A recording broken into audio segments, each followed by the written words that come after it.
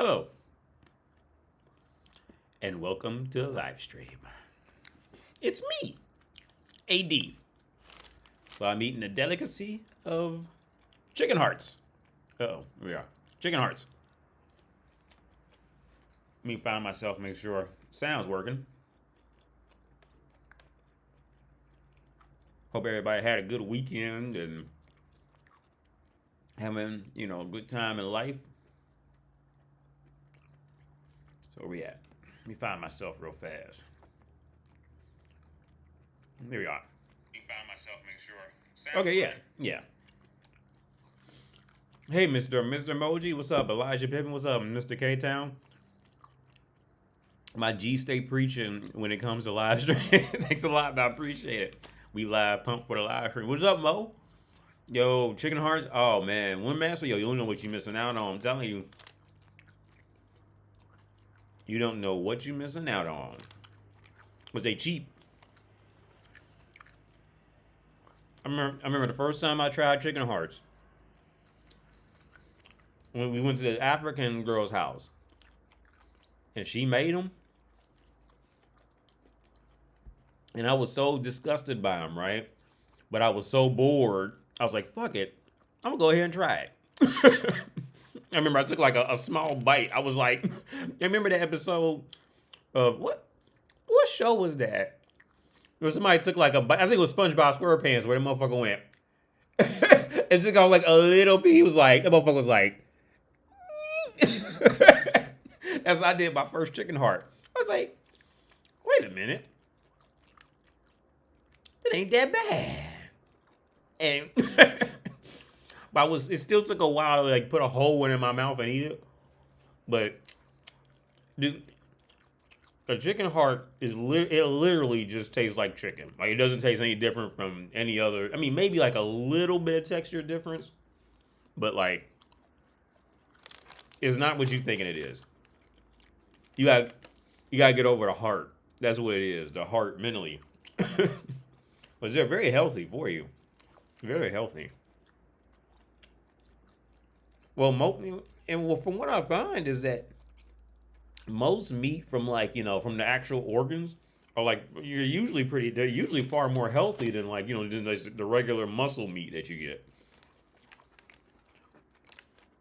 But I've never tried chitterlings. I've never tried chitlins. Never tried them. I've heard people say they love them. Never tried them.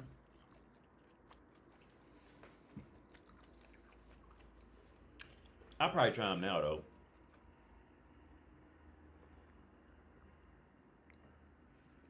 Eli, what's up? What's good, Daddy Kratos? What's up, Tope? Eating chicken hearts.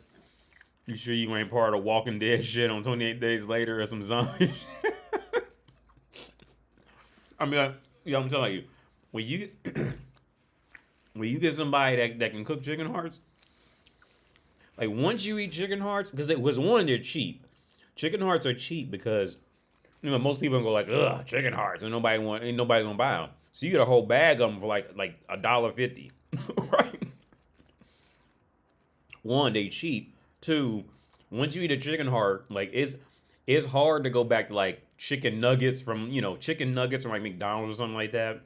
Or even like hot dogs. Like it's hard to go back to hot dogs after eating chicken because the chicken heart, like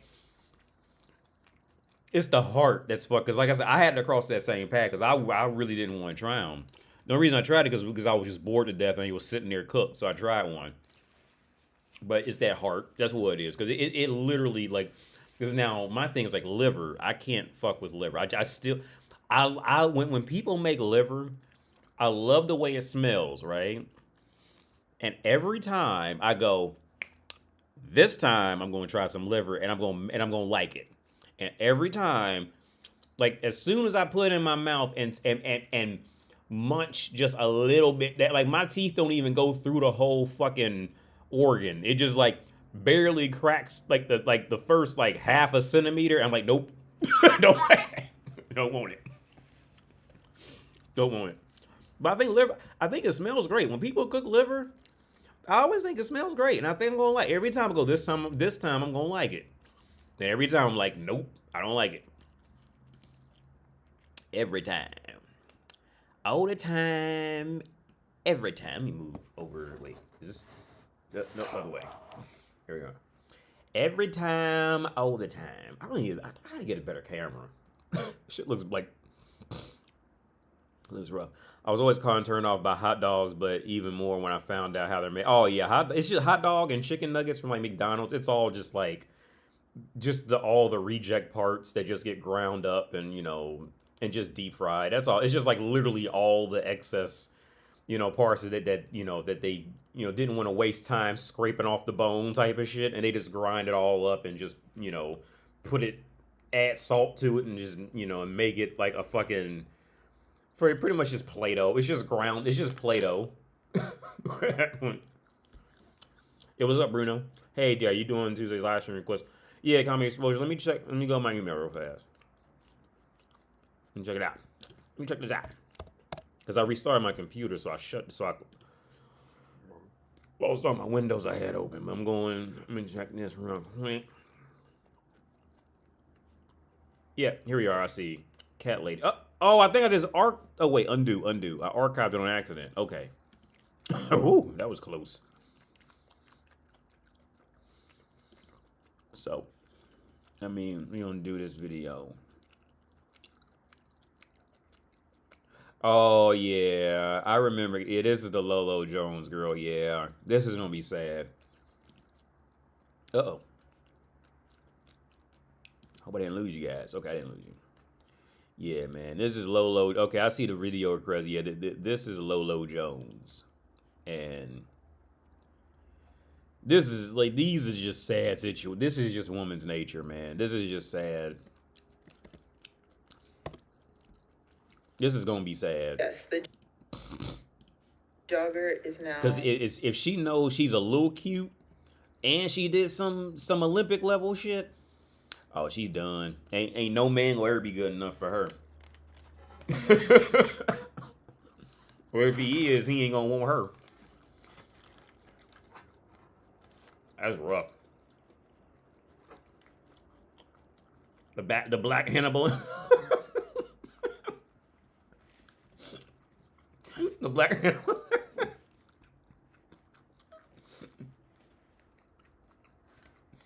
I'm gonna roast it for my love of chicken hearts.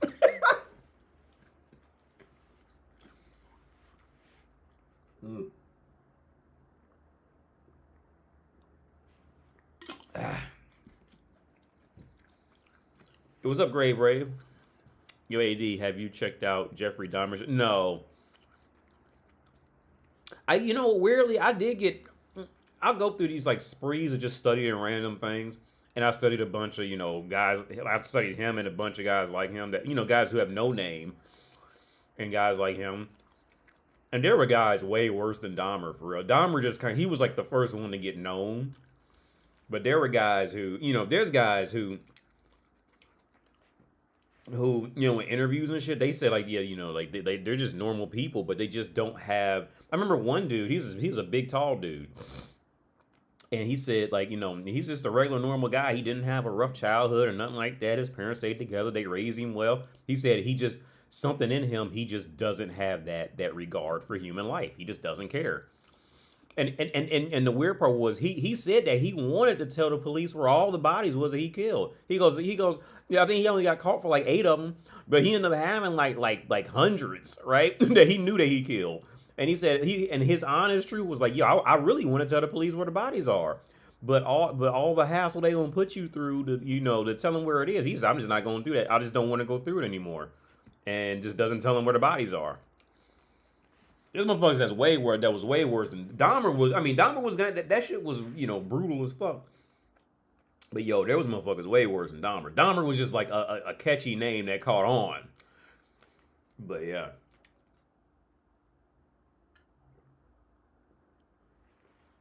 Yeah, them little Ted Bundy dudes. Like, I mean, that shit was brutal, but it was motherfuckers off the chain, way worse off the chain than them. That's rough. That's rough.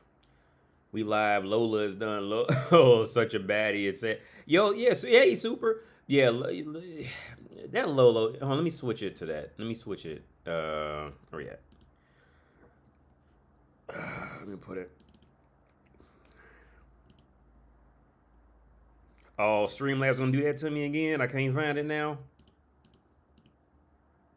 That's the weirdest shit. If you guys seen what I just had to do to get the video, Streamlabs is the weirdest shit, man. It's inconsistent as fuck. Like, just never pay for stream. Well, I don't pay anymore. I paid for a year. And I cut that membership off immediately because this shit is awful. But, yo, what's up, MG Verde? Yeah, man, like, is Lolo Jones is one of them. Who the fuck? What did Lolo, what did she do? I can't even remember. Exactly.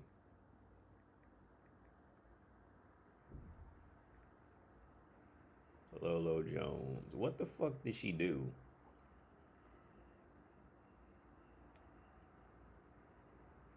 She's 40 from Iowa. Is an American hurdler and bobsledder who specializes in the 60-meter and 100-meter. She won NCAA titles.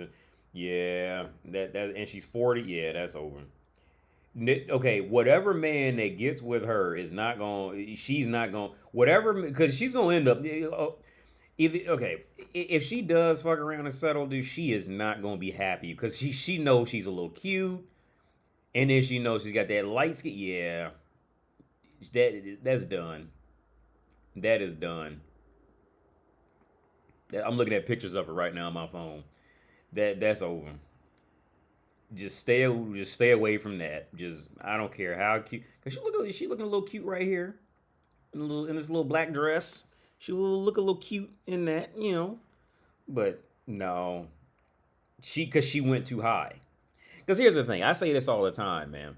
When it comes to women and this shit, like, I can care less what she does for a living. From my perspective as a man, I don't care how much money she makes. I don't care what profession she has. As a man, like, I'm just looking for a good character. But here's the thing. The reason why especially in a woman in this position, the reason why I'm hesitant to fuck with her is not because the reason why I would be hesitant to fuck with her is not because I'm insecure because my accomplishments aren't as high as her and I'm insecure like how women want you to believe it is. The reality of why I wouldn't touch her is because I know woman's mentality. And when some shit actually popped off, see, her true colors will come out. And she gonna be talking all types of shit because she needs a man that's better than her. She needs a man in woman's gold digging prostitution mind. She needs a man who's better than her, and who she sees as better than her. And I know how women see things that are better and worse than in shit, right? The only man who she would end up she would need a legitimate pimp. Called women like this. The only man who would be able to truly deal with her is a man who would not be afraid to beat her ass type of shit. Like a legit pimp. Right? A legit, like that a smack, like what's that motherfucker's name? 42! A pimp named Slickback. Like a pimp named Slickback would be about her only option at this point. Because any man who's did better than her in life and is 40 is just not gonna date a 40-year-old bitch. You know what I'm saying? Like, it's just, that shit don't, like, here's the thing, she knows it don't even match up. And I don't even got to hear what she's gonna say, which we gonna watch the video. But I know how a woman's mind is gonna play out. Like, look, she knows that a man who's 40 and is on and who was an ex-Olympic medalist and blah blah blah and won titles in college and all that, she knows that a man who's done all that, when he's 40, that motherfucker is not going out trying to start a family with a 40-year-old bitch. Period. All right. Now, she'll desperately try to hold on. She'll desperately try to hold on to it. Like, oh, I have hope one day, and I know my worth, and all this. And she'll desperately do, because she knows people are watching and listening. But even she knows. Here's, like I say all the time, man. Look, even she knows that if a man who was 40 years old and accomplished, I say even half of what she accomplished in life, if a man is 40 years old and accomplished, she's gonna know something's wrong with him, because there's no reason for him to have to stoop that low to get a 40-year-old woman. You know what I mean? Like, she knows it. She knows it. Okay, that's why I say like there is no there is no genuine women who are going to be brutally humble and honest about it that can say I'm ever wrong about anything I've ever said. Yeah, they could say to me, they could say they may know one anomaly where what I said didn't happen, but any and every woman can say either either she suffers from it or the bulk of her friends will suffer from it, from everything I mentioned on my channel. Again, she knows it. A pimp named Slickback, yeah. 4 3. I had that bitch running. 4 AD salute. Lola was an Olympic athlete. Okay. She competed in the Summer and Winter Olympics. She got beat by my high school classmate in the Summer Olympics. Oh, we're Windmaster. Definitely see your point, but I also think racially motivated, no matter gender. Lolo Jones, lonely. Okay, so let's go ahead and get started with it. Oh, yeah. So, well, first off, Simon Lewis. Yeah, everything's good, man. Yeah. Let's get started with this video. Yes, the jogger is now live to bitch and moan about these dates. Dude, these dates. Fuck over these dates. So there's 5. If there's anybody in the room, Yo, shout out to a holla. Donation, man. I appreciate it, So I can know I'm not talking to myself, but if not, I'll just get into the thick of it and basically look, I'm talking a little bit slow because Yo holla, Cedar Rapids, Lolo, you're fire. Thank you. Look, I'm talking a little bit slow because tonight was so bad. I'm not a drinker. That's not my go-to because drinking only makes me sadder if I'm going through a rough moment. So I had to pop a few lorazepam to calm me down. So tonight's a bad night, guys. The reason why this night is so bad is I have been talking to this guy for months. I've been talking to this guy. I've known him for 7 years. We started fighting in March. We kept trying to make things work. And this guy just was not budging. He basically is the perfect example of a guy who would gaslight you and make you think you're doing everything wrong. For example, he would just stop talking. Like, we'd be in like an argument and I'd be like, okay, this is how I feel. Where do you feel? Like, let's try to meet in the middle. He would just stop talking to me completely for like 6 days, a week, this and this and that, and then come back like nothing happened. Multiple times he did that. Because and so I just let it go, and I'd like just try to like still learn through the process of this relationship. I know you're already like, this guy's a motherfucking douche. Yes, but stick to the story. So I'm trying, because the Olympic athlete in me, we don't give up. We fight to the end. So we're fighting since March. It is now fucking September. It's September, people. I'm still having arguments with this dude. And so, you know, I was like, fine, I'm just going to finally do his tactics. And his tactics are, if I sent him a message, he would take a day or two to respond, a week, 2 weeks, who knows? That was his pace. So I sent a message and I put the law of the land down. I was like, these are the things that are bothering me. I don't understand why you do this to me. Drop the mic. He responds, but guess what? I'm not checking my WhatsApp. I'm like, nope. Don't want this mental energy, stress. I'm taking a break like he does on me. So I don't check it. He sends me another message. I am unaware he's sending me these messages because I literally shut down all notifications on my WhatsApp. Completely shut them down. So then, 12 days later, when I feel like my heart and energy can process his past negativities, I was like, I'll check it. Go on there. And of course, he's super negative again, gaslighting me for all the problems, not wanting to see, oh, maybe I could have done this differently. So here, I will give you some details of this. I'm not going to just throw out random analytical thingies for you to try to figure out. One of the scenarios was I was invited out to Minnesota. That's where he lives. A friend of mine does a lot of business there and was like, hey, come out. Okay, first off. If there's one lesson you can learn from women, is this, is that women have an infatuation with being treated like shit. Right? That is the one thing. Women are infatuated with with what they call like the bait and switch. They're infatuated with men who like right when she thinks she has them, and then the guy like flips it and doesn't give a fuck about her. They are infatuated with it. Like I said before in my videos. If you ask every woman, she'll tell you, "Oh, I don't like abusive men, abuse." And then you ask them, "How long were they in a relationship with their abusive boyfriend?" 8 years. It's the same every time. Now, okay, with her going on this rant, "Oh, he's not writing back." Ask her how she treated that nice guy who texted her and she left on red and forgot his name and all that. She don't even remember that motherfucker's first name. And she didn't have to shut down WhatsApp to do it. WhatsApp was still big. Ding, ding, ding. Oh. she just ate it.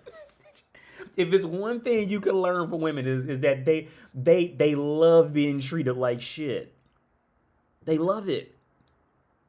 This bitch even, "Oh, I even shut down my WhatsApp and I went back in and dug up his messages again." And she didn't dig up the nice guy's messages. No. Again, she ain't even have to shut down WhatsApp. WhatsApp was still on and popping. She forgot that motherfucker. But who are women always caught up on? It's always the asshole. It's always the guy who doesn't care. That's the one who they cannot let go.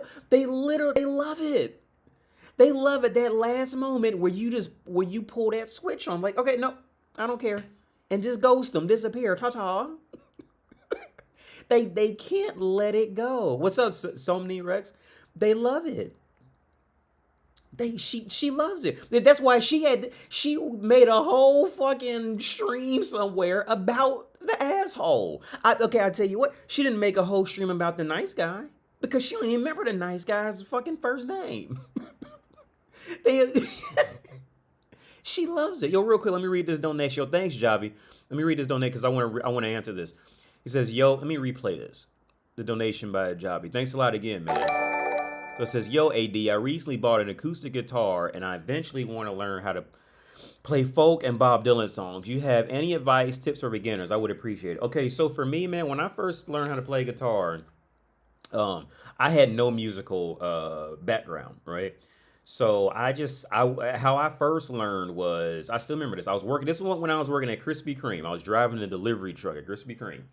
And every night I made myself, when I got off work, I made myself just make chord shapes in my hand. You know, hey, when you playing guitar, you know what I mean? Make the chord shapes and just strum and just do it. Just so I can get used to like switching, the hand from like C major, D minor, G major, C minor, and there was no rhythm. I just made myself do it, right? So remember, but at this point I still couldn't hear it. I couldn't hear the rhythm. I didn't get it, right? So I remember, and so that went on for about 2 or 3 months, I think. So to the point where I could just on command play A minor, C minor, B minor, G minor 7, all that shit like that. I mean, I didn't even go to G minor 7. It was just like the basic A. First, I think I started with like A, because A is just pretty much just almost like a bar, and then B is like, well, there's a slightly complicated way you can do it, which I prefer that way now.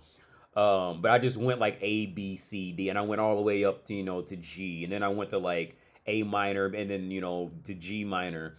And then, but at this point, I still can't hear music, right? So what I did was, so I remember the first song that I learned where I actually could, like, I was strumming and I can hear it, was I played Sunday Morning by Maroon 5. But I played like just F major, G major, C major, and I just strummed it slow. And then that's when I first started to hear it. But if you're like me, you had no musical background, you have to keep doing it until you can finally start to hear the rhythm, kind of thing. But don't get discouraged, because you're gonna fuck up, okay? But again, yo, thanks for the you'll be fine with it. Bob Dylan songs are not that hard. I would say more start out with like what I started out with was old Maroon 5 songs, because old Maroon 5 songs, or even like some Amy Winehouse old songs. A lot of their good songs were only like 3 chords in total. So like I said, Sunday morning, like FGC is, you know, a good progression. A lot of those Amy Winehouse songs kind of had the same formation of the 4 chords for the verse. Like I'm trying to, I don't know where my guitar is now. I would play it on it for you right now. But yeah, I would start out with like just find like, you know, songs that are like a lot of songs you could find are only 2 chords. And you probably would have never even paid attention till you played music, you know, and so you know, had to look at it. A lot of songs you can get by with just, you know, 2 chords, just like, you know, depending on the song. But yeah, just one song at a time. Yeah. I'm Painter, don't tell it. I can't read that. Some of these reasons. YouTube, Next Level Guitar on YouTube. I've been playing for 15 years. That's a good channel to start on. Okay, word up. Yeah, I'd never even heard of it. Thanks, Super, for the input. I never heard of it. I wish I had heard of it now that you mention it, but but yeah, so let's continue with the video. But yeah, hey, thanks again for the donation. Appreciate it, man. Come out for the weekend. Let's have fun. And I said, hey, whoa. My ex lives there.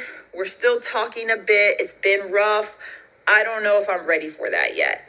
So the guy who invited me is like, don't worry about it. It's going to be good times. Please come out. So what do? I say, hey, to the guy that I was talking to. I say, hey, just want to give you a heads up. I'll be out in Minnesota.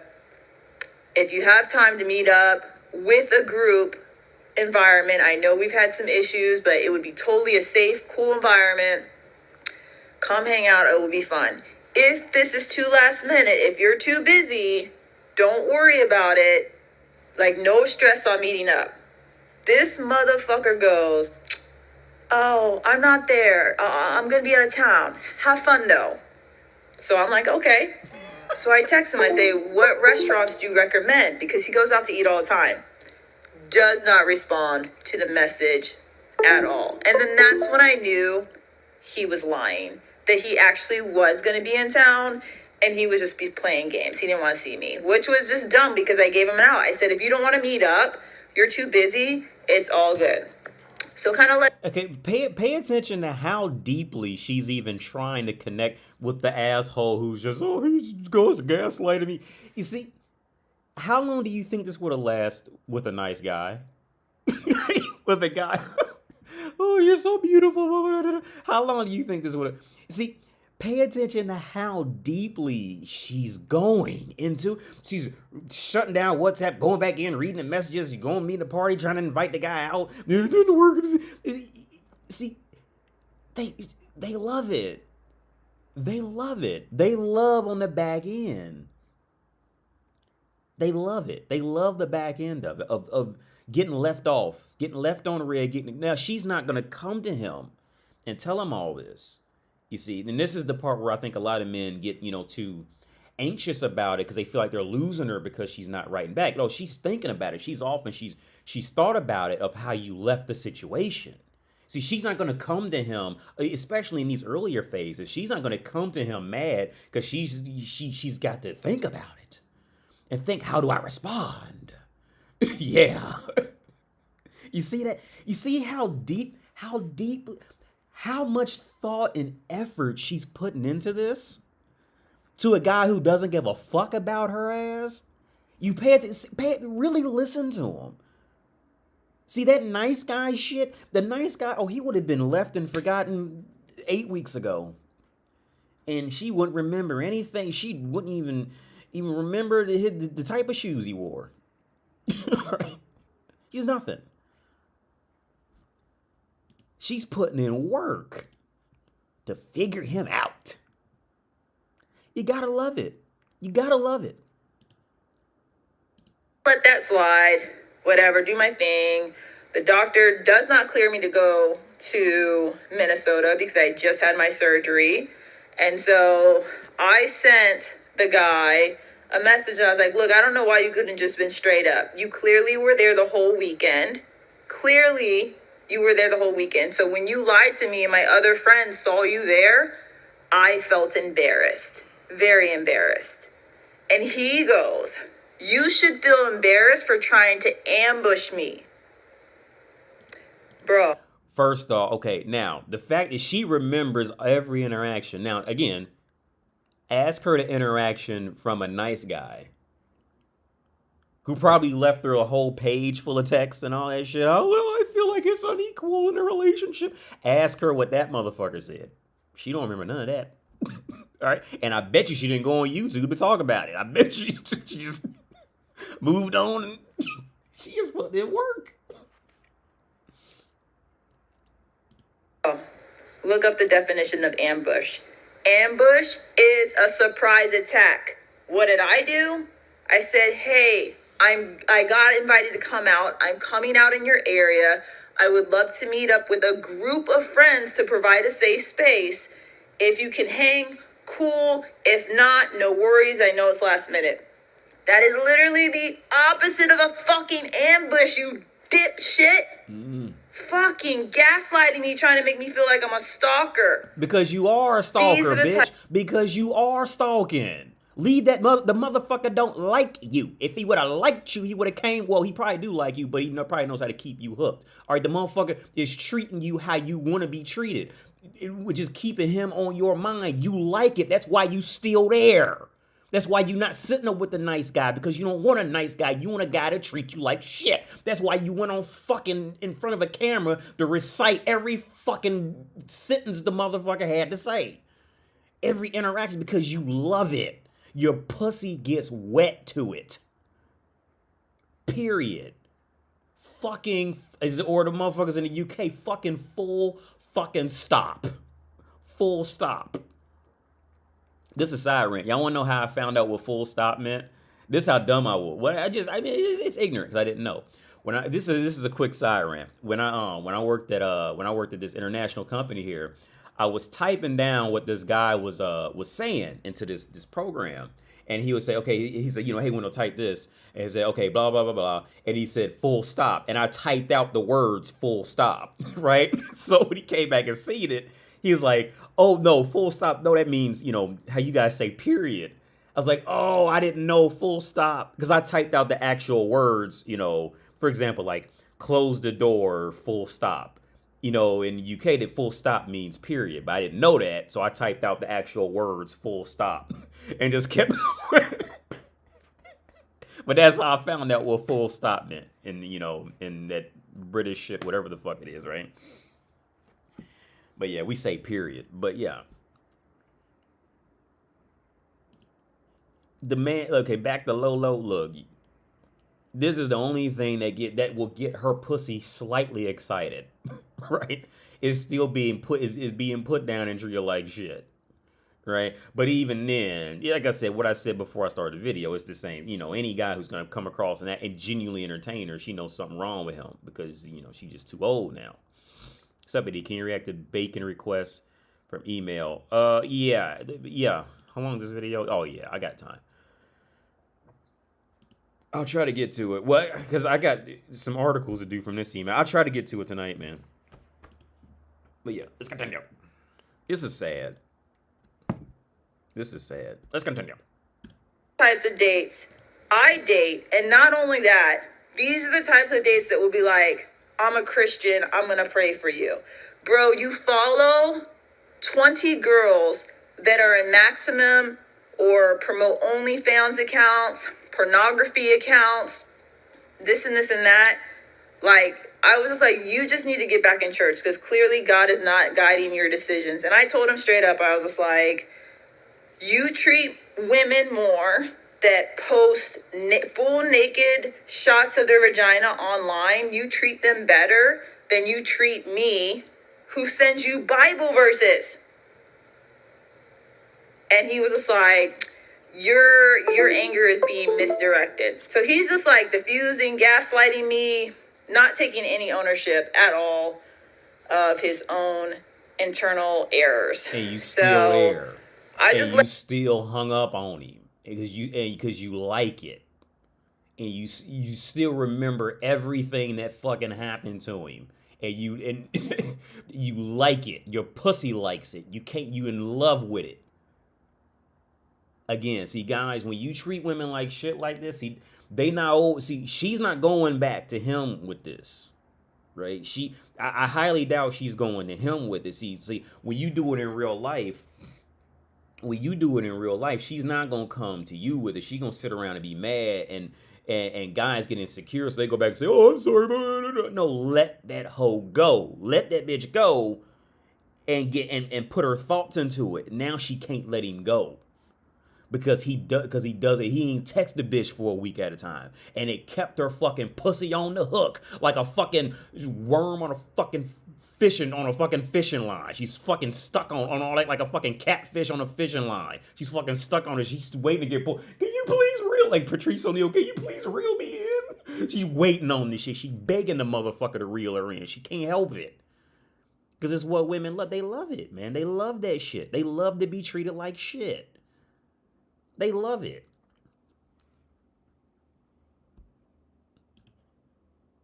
She's in love. Her pussy is in love with being treated like shit. Because, again, like I say all the time, every woman could just hop in any online dating or whatever the fuck and have tons of nice guys writing her in 5 seconds. That's not a problem. If she wants a nice guy to come just be nice to her and all that, every woman knows at least 5 nice guys who want to fuck her, and they just, worshiping her. Okay, those nice guys ain't gaslighting her and leaving her on red and ain't and I bet they'll see them nice guys writing her back within 5 minutes. See, them nice guys, they not leaving her on red for a week. See, them nice guys don't got her taking out her WhatsApp just to open it so she go back in and read the messages and hope that he comes to a party that she invited him to. See, them nice guys ain't doing that. The nice guys doing the wrong thing. They being nice. Pussy don't like nice. Pussy likes chasing and hoping. If she wants, see, okay, again, anybody who sees, you can be mad at me if you want to, but look at her actions. Look at her actions. You could be mad. I mean, okay, call me a misogynist, whatever the fuck, because you mad because you figured it out, because I had to spell it out for you, and it can't be that bad because women must be perfect angels. But pay attention, listen to her fucking actions.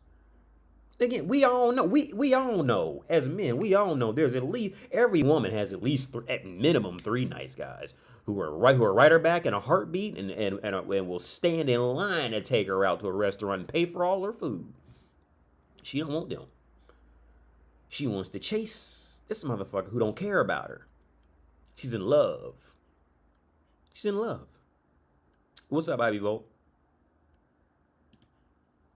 Let his breathe. Like, I didn't even let him know. I turned my red notifications off. I removed my picture from WhatsApp, and I really wasn't on there. And so I went on there today, and I saw that he removed his picture on WhatsApp, and he removed his timestamp. Why the fuck you even still looking at his shit?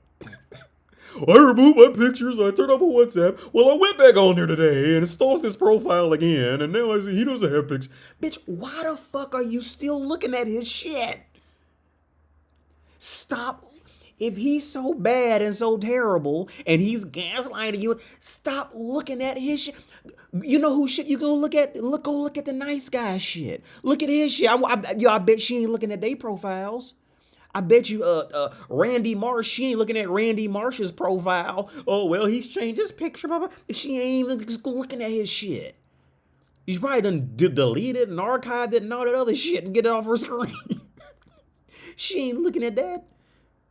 So why the fuck she still looking at his shit? Look, perfect example. This. Okay, I don't drink motor oil because I don't like the taste of motor oil. Right? So if I go to an auto parts store and start drinking motor oil, no matter what my reaction to in the world, if motherfuckers see me drinking motor oil, motherfuckers would think I like the taste of motor oil. You see, whether if I'm celebrating the motor oil or if I say, oh, this is so disgusting, motherfuckers would look at me and say, that motherfucker must like the taste of motor oil. Because he keeps walking in that store and buying 5W30 and putting that shit in a wine glass and drinking it in the store. Motherfuckers would be like, yo, even if he's fucked up, he must love motor oil. Can't do nothing about that. Right? So why is it when women do this shit, society never applies the same logic? It's oh, she must be oh, it must be the auto parts store for supplying her with the motor oil that she keeps going out her way to go in there and buy, and bringing a wine glass in there with her. And imagine a bitch walking into O'Reilly's with a fucking wine glass and a credit card, talking about some, yeah, charge that shit. Charge that caster to my fucking Capital One. I'm looking to get them reward points. Anyway. And she starts drinking this shit. Motherfuckers will look at her in a heartbeat and go, that bitch likes to take some motor oil. Right? She's fucked up. She likes it. Motherfuckers would never question O'Reilly's or Auto Nation or AutoZone. Motherfuckers wouldn't even question AutoZone. They'd be like, look, that bitch is fucked up. So why is it when bitches fuck with dudes who treat them like shit, all of a sudden she's a fucking victim? Like, no. They not, you know what I'm saying? Homie over there minding his own business. This bitch can't stop stalking him, and now she out here the half drunk with wine glasses and a fucking Caribbean hat, whatever the fuck this shit is, trying to find a way to complain about a man who don't want her pussy, don't give a fuck about her pussy, and she can't let him go. Right? That's the fucking reality. It's fucking sick, man. And don't forget that she's a yeah. Well, hey, this shit is fucking sick. Society, especially in North America, is fucking just delusional sickness because they let women get in the lead of shit.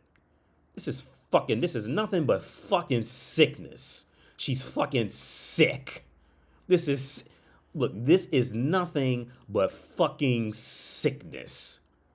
See, she is literally, she needs to be put in a fucking mental asylum now. This bitch is now sitting up drinking and taking antidepressants because a man who's made it completely clear he don't want her, she can't let him go. This motherfucker has left her on red for weeks at a time, and she's still sitting around waiting for this motherfucker to make an appearance. He don't want her.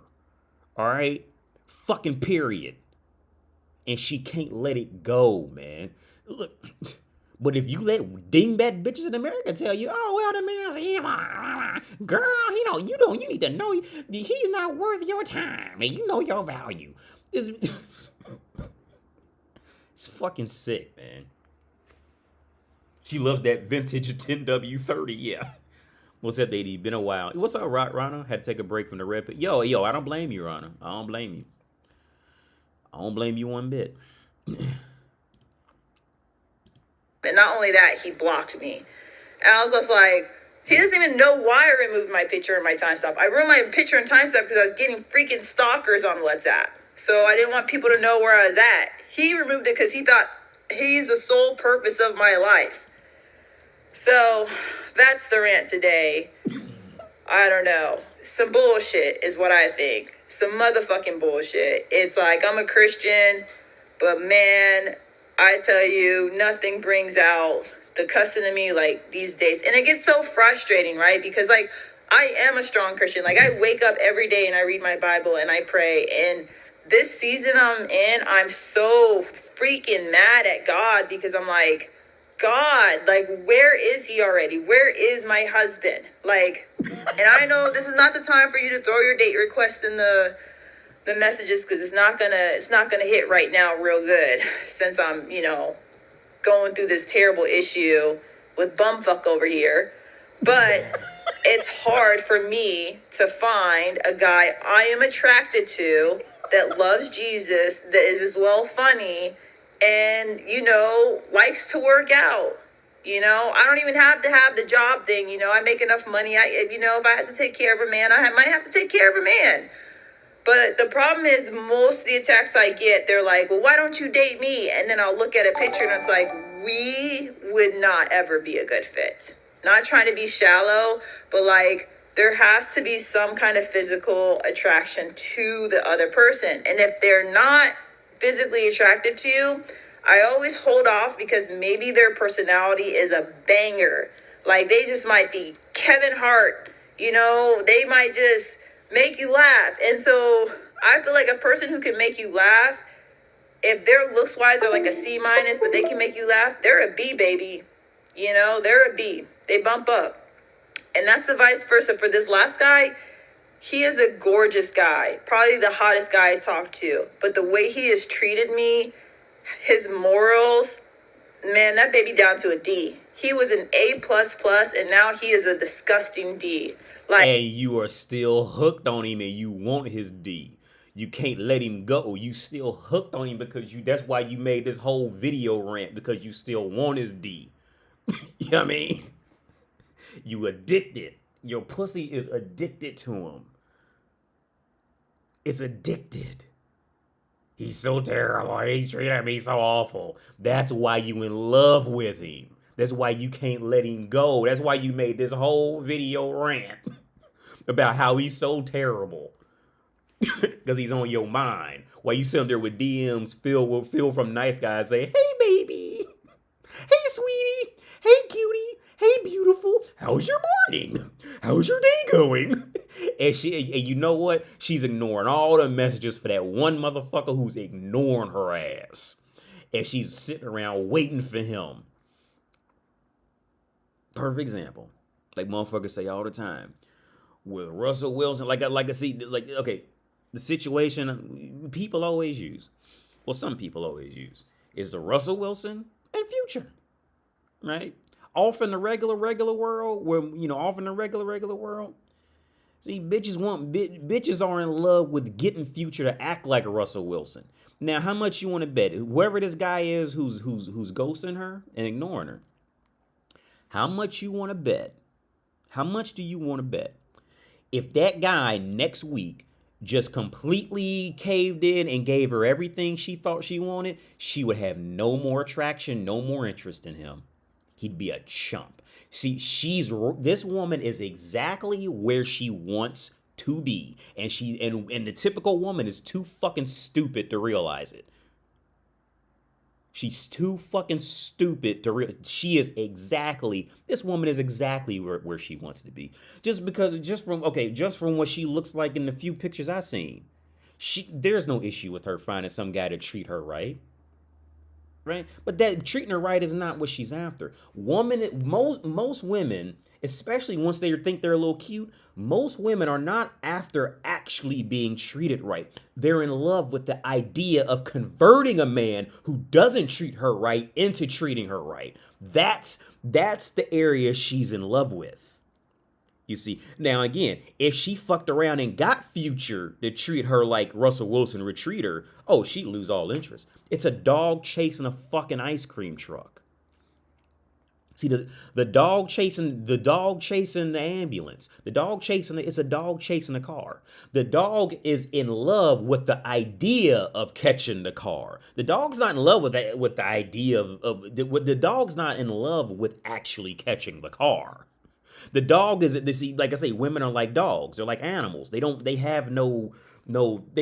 think 5 feet outside their fucking face when it comes to shit, right? See, she's not in love with the actual car. She's in love with the idea, with the thought of getting the car to do what she wants. Now, and like a dog, once they finally catch they'll chase that motherfucker for miles.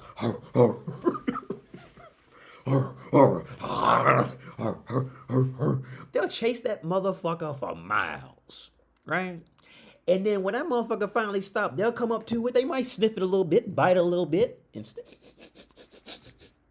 they look at it, might pee on it, and then kind of look around and be like, okay, and go off to something else.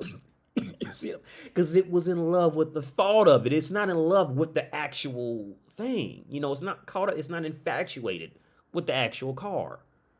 You see what I'm saying? And she's even worse because now she don't need no protection from a man. She's got her own money I guess, and I would assume because most Olympians are actually fucking broke. So if she's telling the truth and she has her own, method of survival, oh, well, she really don't need a man. So she's more in love, again, she's in love with the idea of turning Future into Russell Wilson.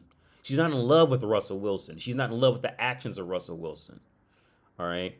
Unless she's realized her career's coming to an end, like Ciara. She's realized her career is about over and she needs to, hop off that merry-go-round to that next other ride real quick. But if she's telling the truth, Because again, like I said, most Olympians usually live at home with their parents because they don't have any money. You know, once that, and a lot of times they're broke. Depending on the field, they're broke the whole time, right? But if she's managed to string that shit up to where it's self-sufficient, oh, she's really, no, that woman's done. For many reasons. Oh, yeah, the recently, last super chat. Cancel AutoZone. Tonight at 6 p.m., woman wins $13 million lawsuit for being manipulated by narcissistic AutoZone employee to drink motor oil. Yeah. I mean, yo, thanks a lot for donation, RBT. Yeah, cancel AutoZone. Yeah. Yeah. Yo, thanks for the donation, man. But do you know what that $13 million she'll get is? That'll make more money because men with $13 million are going to spend money on her. So it keeps the economy going. Yeah. Big Black 45. Where in the Bible does it talk about being attractive as a prime requisite for a husband? Yeah, Big Black. I agree. Big Black 45. I totally agree. Yeah. But that's woman's nature is to pick and choose what she can use as her argument to hopefully get her what she thinks she wants in life. That's pretty much it. Oh, let me see. Prague. I hope I pronounced that right. Slovaki Stolzmezhno. I hope I pronounced that right. Because it's been so long since I've read Russian. I probably fucked that up, Somni. In Czech, smezhny means fried. I don't know if I even read that right, but yeah. I hope yeah. That's the P sound, and the R, P is the R sound. Sobaki. I hope I pronounced it. And I'll probably say it's some fucked up cuss word, but yeah.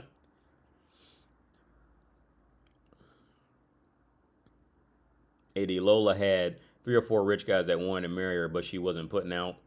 Yeah, well, yeah, because they wanted to marry her. That makes sense. But yeah, let's continue. Like, it started to bring out the flaws. I was like, bro, you have a Frankenstein head. You have a huge Frankenstein head. Your eyebrows are completely flat. I have no clue to tell when you're happy or sad. You just got these straight eyebrows with a huge Rihanna forehead. Like, those are the things I overlooked when I thought he was a nice guy. But the moment he started pulling all this trickery, I was like, that's when you got hooked. You're trash. You are freaking trash. And stop telling me thought he was. Hold on, let's listen to this last part again. He was a nice guy, but the moment he started pulling, you're happy or sad, you just got these straight eyebrows with a huge Rihanna forehead. Like, those are the things I overlooked when I thought he was a nice guy. But the moment he started pulling all this trickery, I was like, bro, you're trash. Yeah, that was the moment he pulled that trickery was when you fell in love with him and you couldn't let him go. Though yeah. You are freaking trash. And stop telling me you're a Christian, because you're not a Christian, yo. I hate that. These guys out here in the street, oh, I'm a Christian. Okay, when's the last time you read your Bible? When's the last time you went to church? Christmas? When's the last time you prayed about something? Oh, over my Big Mac meal in the drive-thru? Get the out of here. Looking for a strong Christian.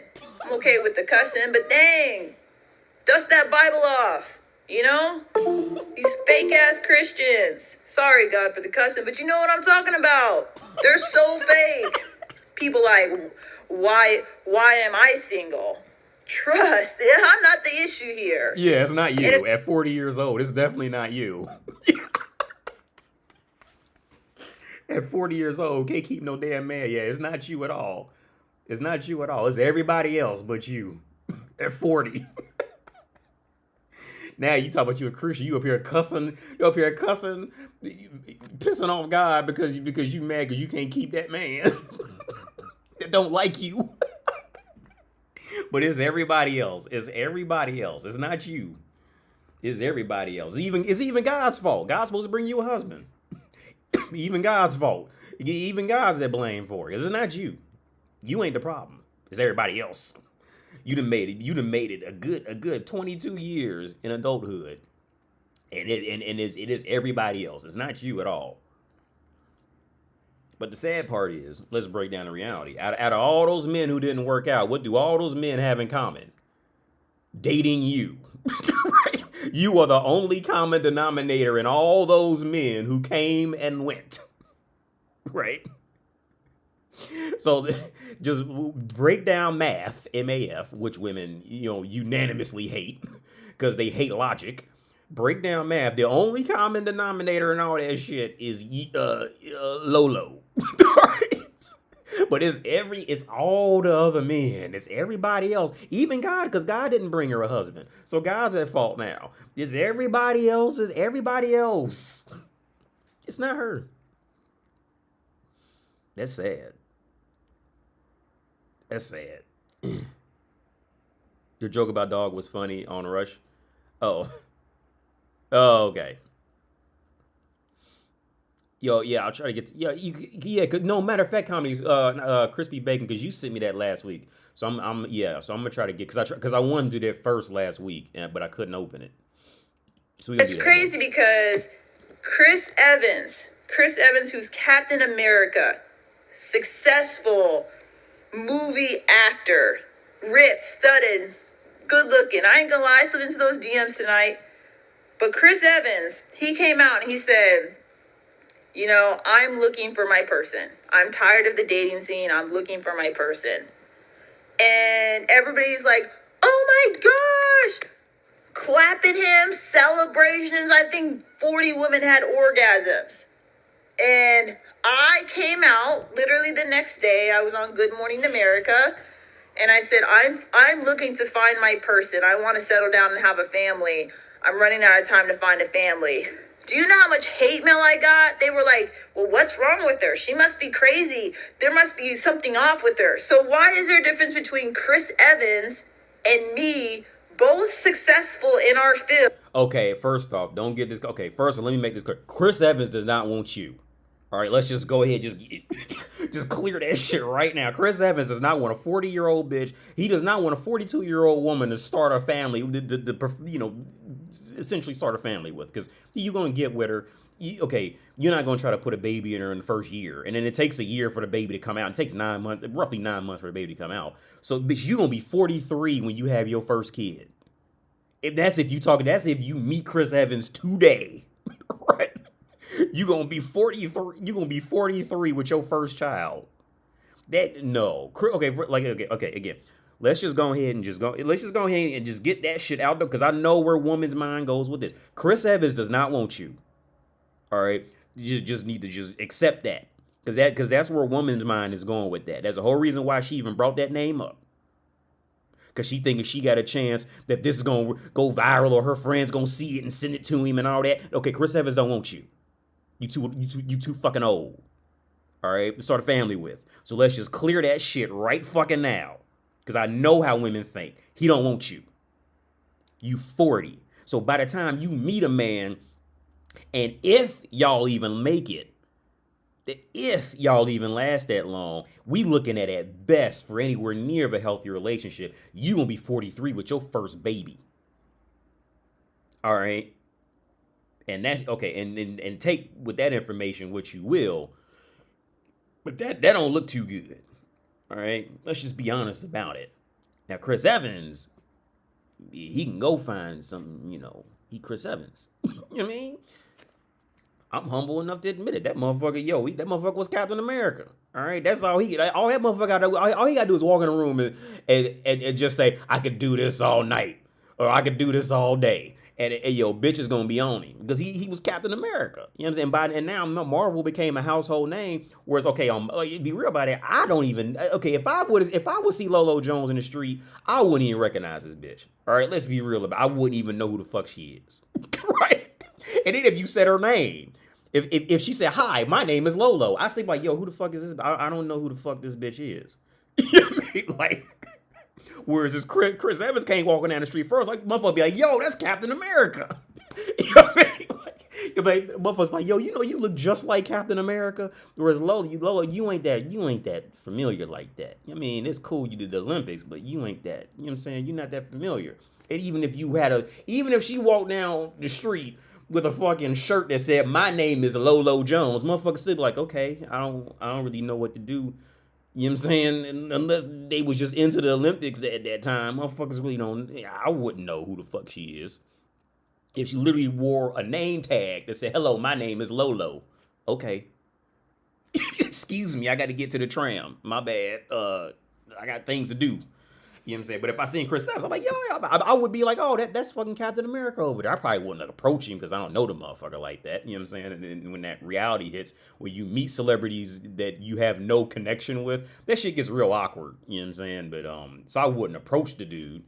But I'd be like, oh, word, that motherfucker, that's Captain America over there. And, you know, keep it moving. That's my story. How I didn't meet Dave Chappelle. He shopped at the same Whole Foods that I shopped at. That was like next door to my flat in Ohio. And yeah, when I seen him, I was like, "Oh, dude, that's Dave Chappelle." And I was like legit starstruck. I didn't say nothing to him, but yeah, because it's that reality. You know, I don't know this motherfucker, but yeah, man. Okay, from a woman's perspective, she's thinking Chris Evans is gonna catch this and she gonna swoop on over. It's her, the fantasy she's got in her head with that shit. That's all that was. That's why she brought it up. Now, to go on about why she got hate mail, well, because she's 40. And see, this is why I always say, the older a woman gets and she's still single is the red flag right there in and of itself. If she's older and she's single, unless it was a scenario where her husband died, and that happens more times than you would think. Unless it was a scenario where her husband, you know, got in a car crash or got some type of horrible illness, which totally happens. Unless it was a story like that, the woman being the older a woman gets and she's still single, that is just the red flag in and of itself right there. That is the red flag, because like I say all the time, a woman has a sense of value just because she can get fucked. So her finding a partner is like digging in a bag, trying to digging in a full bag of M&Ms looking for M&M. All right, she gonna have some dude around her. So if she can't make one of them stick by the time she's 40, something ain't right with that. Whereas men, okay, because see, as a woman, okay, like I say before on my channel, a woman's requirement to be woman is literally just age and just be female. And that's it. Society, at 18, society will immediately regard you as grown woman. And if anybody questions you being grown woman, she knows she has a ton of beta simps and reject feminists to fight for her right to be considered woman in society, right? That's all she needs. She doesn't have to be funny. She doesn't have to have character. She doesn't have to accomplish anything in life. Just exist there and just be 18 and be female, and she is automatically woman. Society automatically grants her that right. She's woman. She's strong. She's smart. She's independent. She's intellectual. Well, how do you know? Well, because she's 18 and it's a female. And she's fuckable. So she must be all these things. See, women, they automatically get these things. Whereas on the other side, see, as a man, See, as a man, you got far more hoops to go through. So in my opinion, that's why the older men get, it's like, okay, that motherfucker must have made some wise decisions type of shit. Or either and this is the fault with being a man. It's either you're highly looked upon or you're easily ignored. It's one of the two. So it's either you must have made some right decisions or you're a creep until otherwise noted, right? It's one of them things with men. And women will never understand that because they're born into that privilege. They will simply just never be able to understand it. Women on a whole will never be able to understand the privilege they were born into because it's all they know. Yet Chris is honored for wanting to find his wife, and I am just smashed. Like, girl, there's something wrong with you. I fucking hate the double standard. Just because women are older or all washed up, we have provided no value. Yep. Get the fuck out. Yes. I'm sorry. I'm just tired of this Tom bullshit. It's just it's just trash. And I'll tell you what, the one benefit women have is on dating apps. Yeah. There are more men on those dating apps than women. So, ladies, if you ever get pissed off, go on a dating app because your odds of finding a guy are very, very high. You literally can just blink and you'll have 50 connections. Yeah. Now on the other side, the guys, a little bit thin in the streets. So I don't know what else to tell you. But we'll just say this. I hope guys work better on their communication, because a lot of studies are coming out saying women are fed up. They are not going to settle for guys that don't know how to communicate. And I get it. Gaming with your boys, you know, you guys are having those interactions. That's not the same kind of communication women are looking for. We want in-depth. I know. This is going to be so hard for you. But just give us a little loving. Act like you pay attention to us for 15 minutes and you see how our mood and attitude changes. Nobody cares about how your mood and attitude changes, though. That's the thing. Okay, and on the flip side, I would love to hear her side of okay, what is she genuinely bringing to the table in terms of conversation? What is she actually, is she just bitching and moaning, or is she just trying to play along with some script in her head from other reject women in their 40s? Like, what is she actually bringing to the table? Okay, these men aren't doing it to you because, okay, something about you is saying you're not worth it. And I know because you were young and in shape and you know, you did the Olympics, that you're used to being put on this pedestal, but you're 40 now. Like Patrice O'Neal said, like, yo, I will fuck an old bitch, but just like how he said, I will eat some stale crackers, but I want them right now. I'm not getting ready to put up with all this nonsense, trying to dress up stale crackers. You a stale cracker, you 40. Motherfucker will still eat a stale cracker, but you got to come off that pedestal. You probably, okay, you not, and see, this is the part that's hard. It's so difficult for women to understand. Because again, because they're born into privilege, and it starts from early ages. Now, don't get me wrong, some women will have rougher lives for one reason or another in another area of life. But when it comes to getting attention in the world and getting, you know, getting cleaner shit or whatever, it starts from younger ages. They're trained to expect getting a seat given to them. Women are literally starting out life being trained to accept getting benefits in life because they are who they are and nothing more. They're trained to expect a guy. When she hit fucking 16, 17, 18, I guarantee you she had a mother, auntie, sister, cousin who told her to don't give out her pussy for free, to expect something back for it. You should expect this and expect that, and expect this and expect that. They're trained on it. From early age, when they little girls, they train. They're going to get the cleaner chairs, the cleaner rooms, the cleaner bathrooms, the cleaner desk, the cleaner whatever the fuck, the cleaner everything, right? They're trained, and then they're trained to have the guy to pay for her meal and do this and do that. And they're trained to expect, right? But then when they fuck around and get older and that natural biology start to kick in and she just ends up an old bitch who ain't worth all that, like it takes them a good 10 years to come around to that. I told y'all a story about my ex-wife and her mama. And my ex-wife, she told me that's what her mom went through that.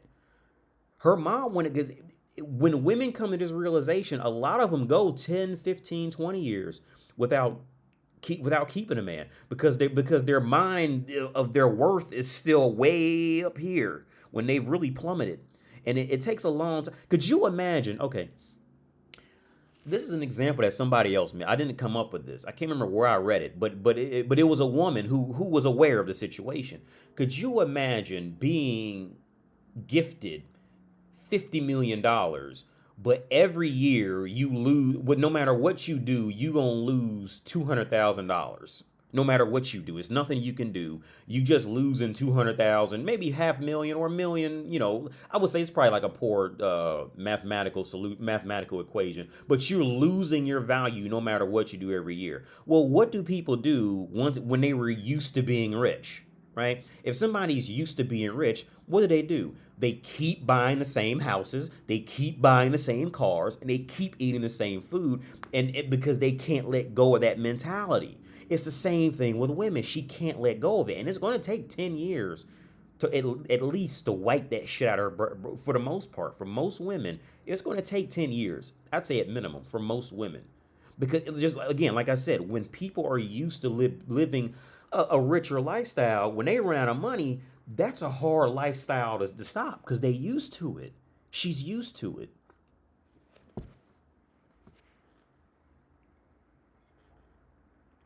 The warrior says, we are witnessing Lola as predicted, waiting too late, hitting the wall. Now she's drinking and going to finally give that up to some thuggo. Yeah.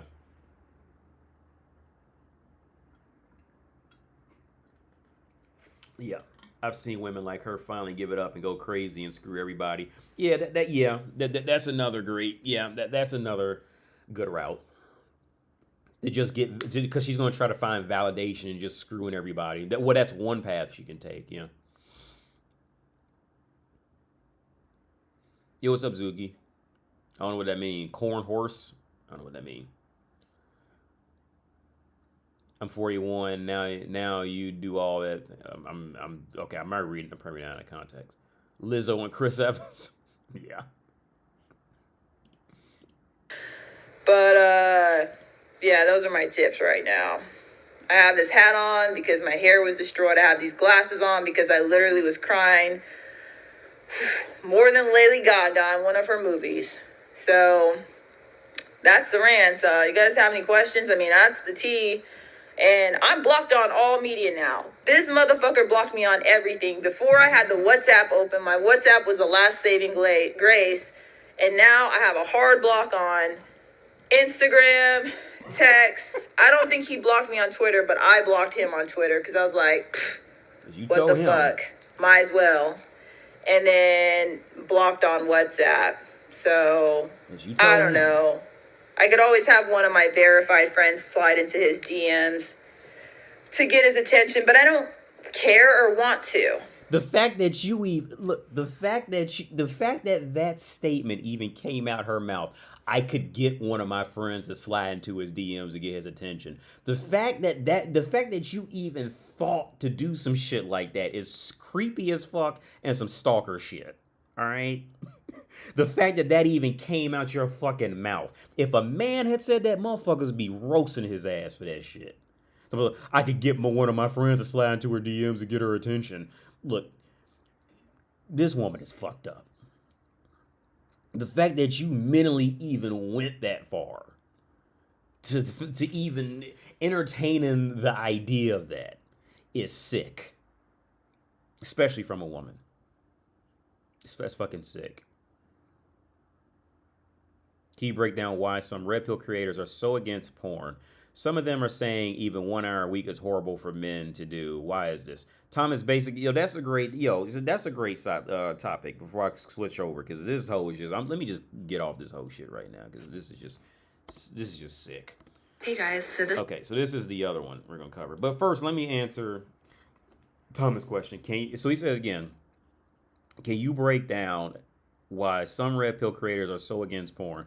Some of them are saying even 1 hour a week is horrible for men to do. Yo, what's up, Jen? Yo, Jab been meaning to call you, man. My bad. I've so been meaning to call you, man. RBT. Okay, let me answer this real quick. Yo, thanks for the donation, RBT. I'm gonna do this Thomas one real question because I really want to answer this. So but I'm gonna get to that donation. Yo, thanks for the donation again, man. I really appreciate it, man. So he says, my back is fucked up. Oh God. Now he didn't say that. I'm saying that. My back is fucked up. It says, oh yeah, so some red pill creators are against. Okay, so my first opinion with red pill, a lot of red pill creators is and I was speaking with somebody about this, and I'm not saying like I'm totally right or he's totally right, but we came to an agreement. Is that, yo, thanks for the subscription, JDM. Thanks a lot, man. We came to the conclusion that there's a lot of red pill guys who like, with this whole YouTube thing and media, like people are so addicted to just trying to keep, attention, because it's like it's the age is starting to turn to getting views, likes, clicks, subscribes, and all that. So the number one way you can keep a lot of people there is if you can just keep them mad and keep them down. That's kind of how you keep them coming back, right? And in my opinion, it almost works in a sense of, in a sense of Christianity. Like, so, I know I'm gonna step on some toes with this, but I'm just gonna say my opinion, right? My opinion is it kind of goes back to that at the end of the Devil's Advocate, the speech in the Devil's Advocate, where the devil, which is Al Pacino, he's like talking about God and like, but it's the theory behind Christianity. It's the whole thing of look but don't touch, touch but don't taste, taste but don't swallow type of thing, right?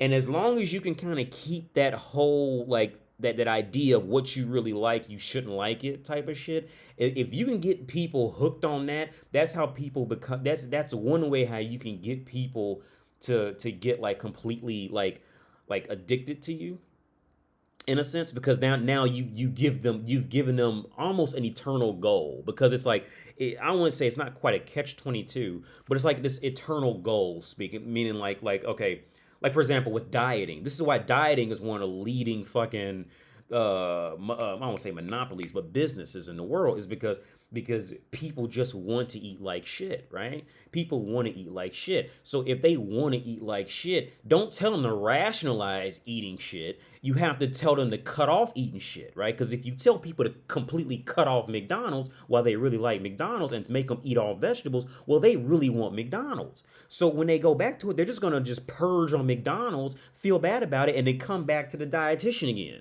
And that's how they keep that fucking, and with religion, you tell them don't do what they want to do, and then they fuck around and believe it while they really want to do it, and they fighting the urge because now because it's a part of humans that we believe that hard work equals the results we want, right?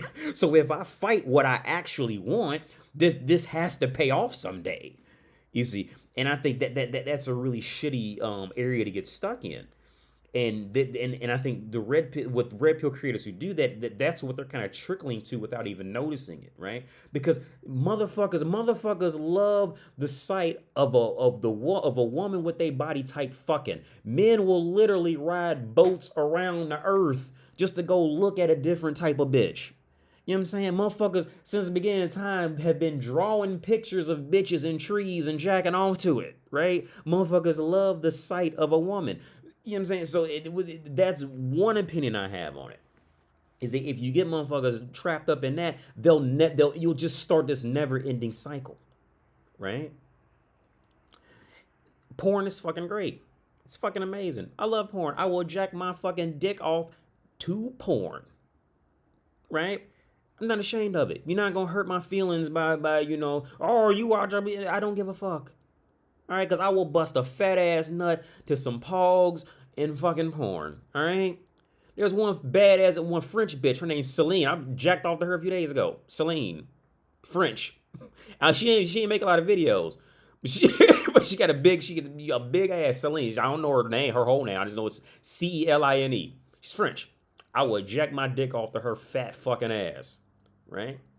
I'm not gonna tell you to not watch porn. Now, what I will say with porn is it does kind of cut to the chase too quick, so I think it can kind of fuck with some guys' minds. I will say that, but I'm not gonna tell you just to stop watching it, type of shit. Maybe if you become like legitimately addicted to it, where it's like it's actually hurting your life, then I say okay, yeah, like okay, you need to slow it down, whatever the fuck. But I would never tell you to stop, doing it just for some misguided sense of self-righteousness that you think that you accomplished something. That silly shit. No, it's just completely ridiculous.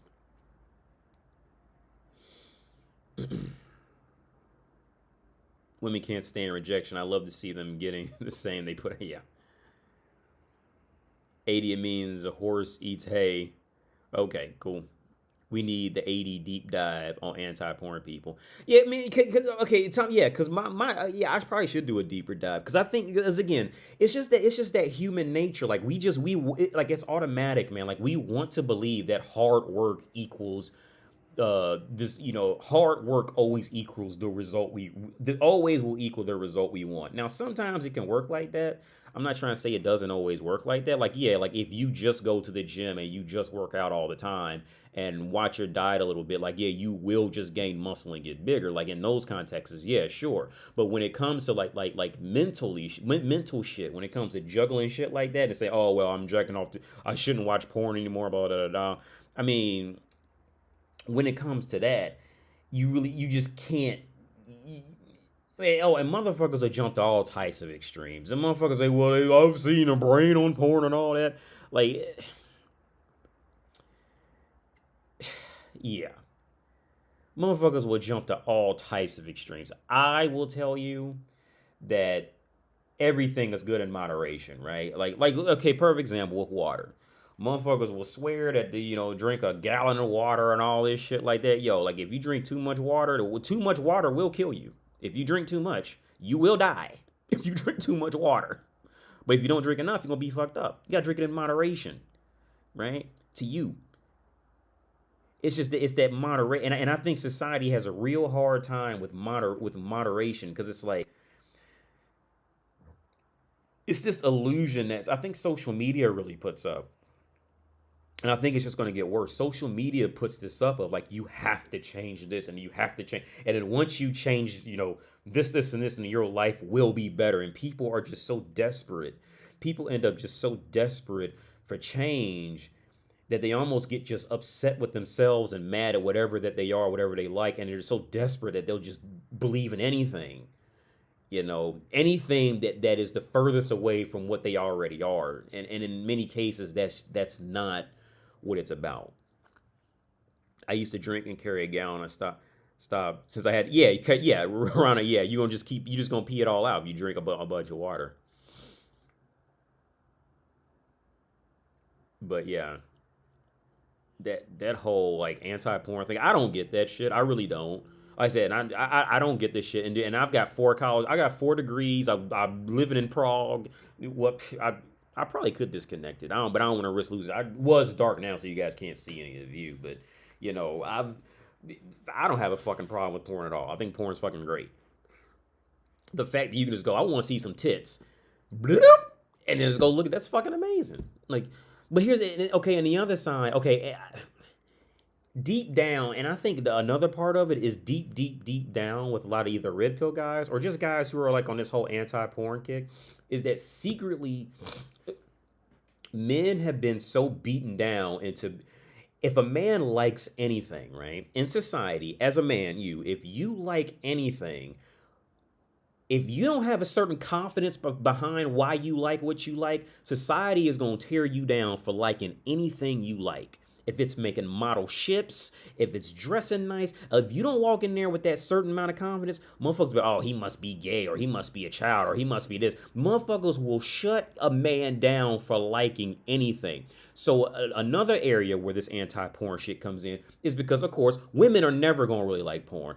And for the few women who do like porn, they don't if you ever watch porn with women don't like porn for the same reasons men like porn. Like, if you ever notice, like, when you watch porn with women, with your girlfriend or some girl you just know, you fuck, whatever, watch porn with them and ask them what kind of porn they like. What's their favorite porn? Women like porn that just shows like the woman either just getting brutally women love rape porn and shit. Like, they love that shit, dude. Women love either that or they love to just see the actual dick just go in the pussy. That's it. They don't because again, women, they're not getting off on that visual shit. They like to try to think they do because they're always trying to compete with men. But when it comes to visual, women don't really get off to that. Again, watch porn with your wife, with your girlfriend. More times than not, when it's a beautiful woman on screen, she gets intimidated right off the bat. They don't get off to the same shit, right? So more times than not, women are not going to like porn. So what these anti-porn dudes, a lot of what these anti-porn dudes are doing is pretty much the same thing like male feminists. They secretly think, they've done enough mental gymnastics that they secretly think that they're going to get more pussy points for adopting whatever the woman's mentality is. Just like with women, they think they're getting more, dick points for just agreeing with whatever they think men like. It's the same shit. So the man, they're going, oh, I don't like porn. And they think that some woman's going to secretly find his, Facebook post or whatever the fuck post, and it's going to magically come down and say, oh, you're a magical man because you don't like pornography. And blah, blah, blah. Let me tell you something. Every fucking, unless the man is like genuinely asexual, whatever the fuck it is, he has no fucking sexual attraction in life. Every fucking man likes pornography. Every man, every married man, every single man, every man with children, every man likes pornography. Period. Fucking period. Right? So, well, I don't like porn because I'm but to... He's fucking lying, dude. He's saying that shit because he thinks a woman is going to overhear him and he'll get validation from her. All right? Fucking period, dude. That anti-porn shit is... He thinks he's getting ready to get some bonus pussy points. That's all it is. I love a nice fat ass and a nice round pair of tits. Or just a submissive bitch. Or some bitches who just got nice legs and don't even have an ass. Or some bitches, for some reason, I like the way she wears heels and she walks. It could be any mix-up. But porn is fucking great. You can explore and see different types of women that you didn't even know you liked from watching porn, you know? But women won't like porn because they're fragile feminine ego. They can't handle it.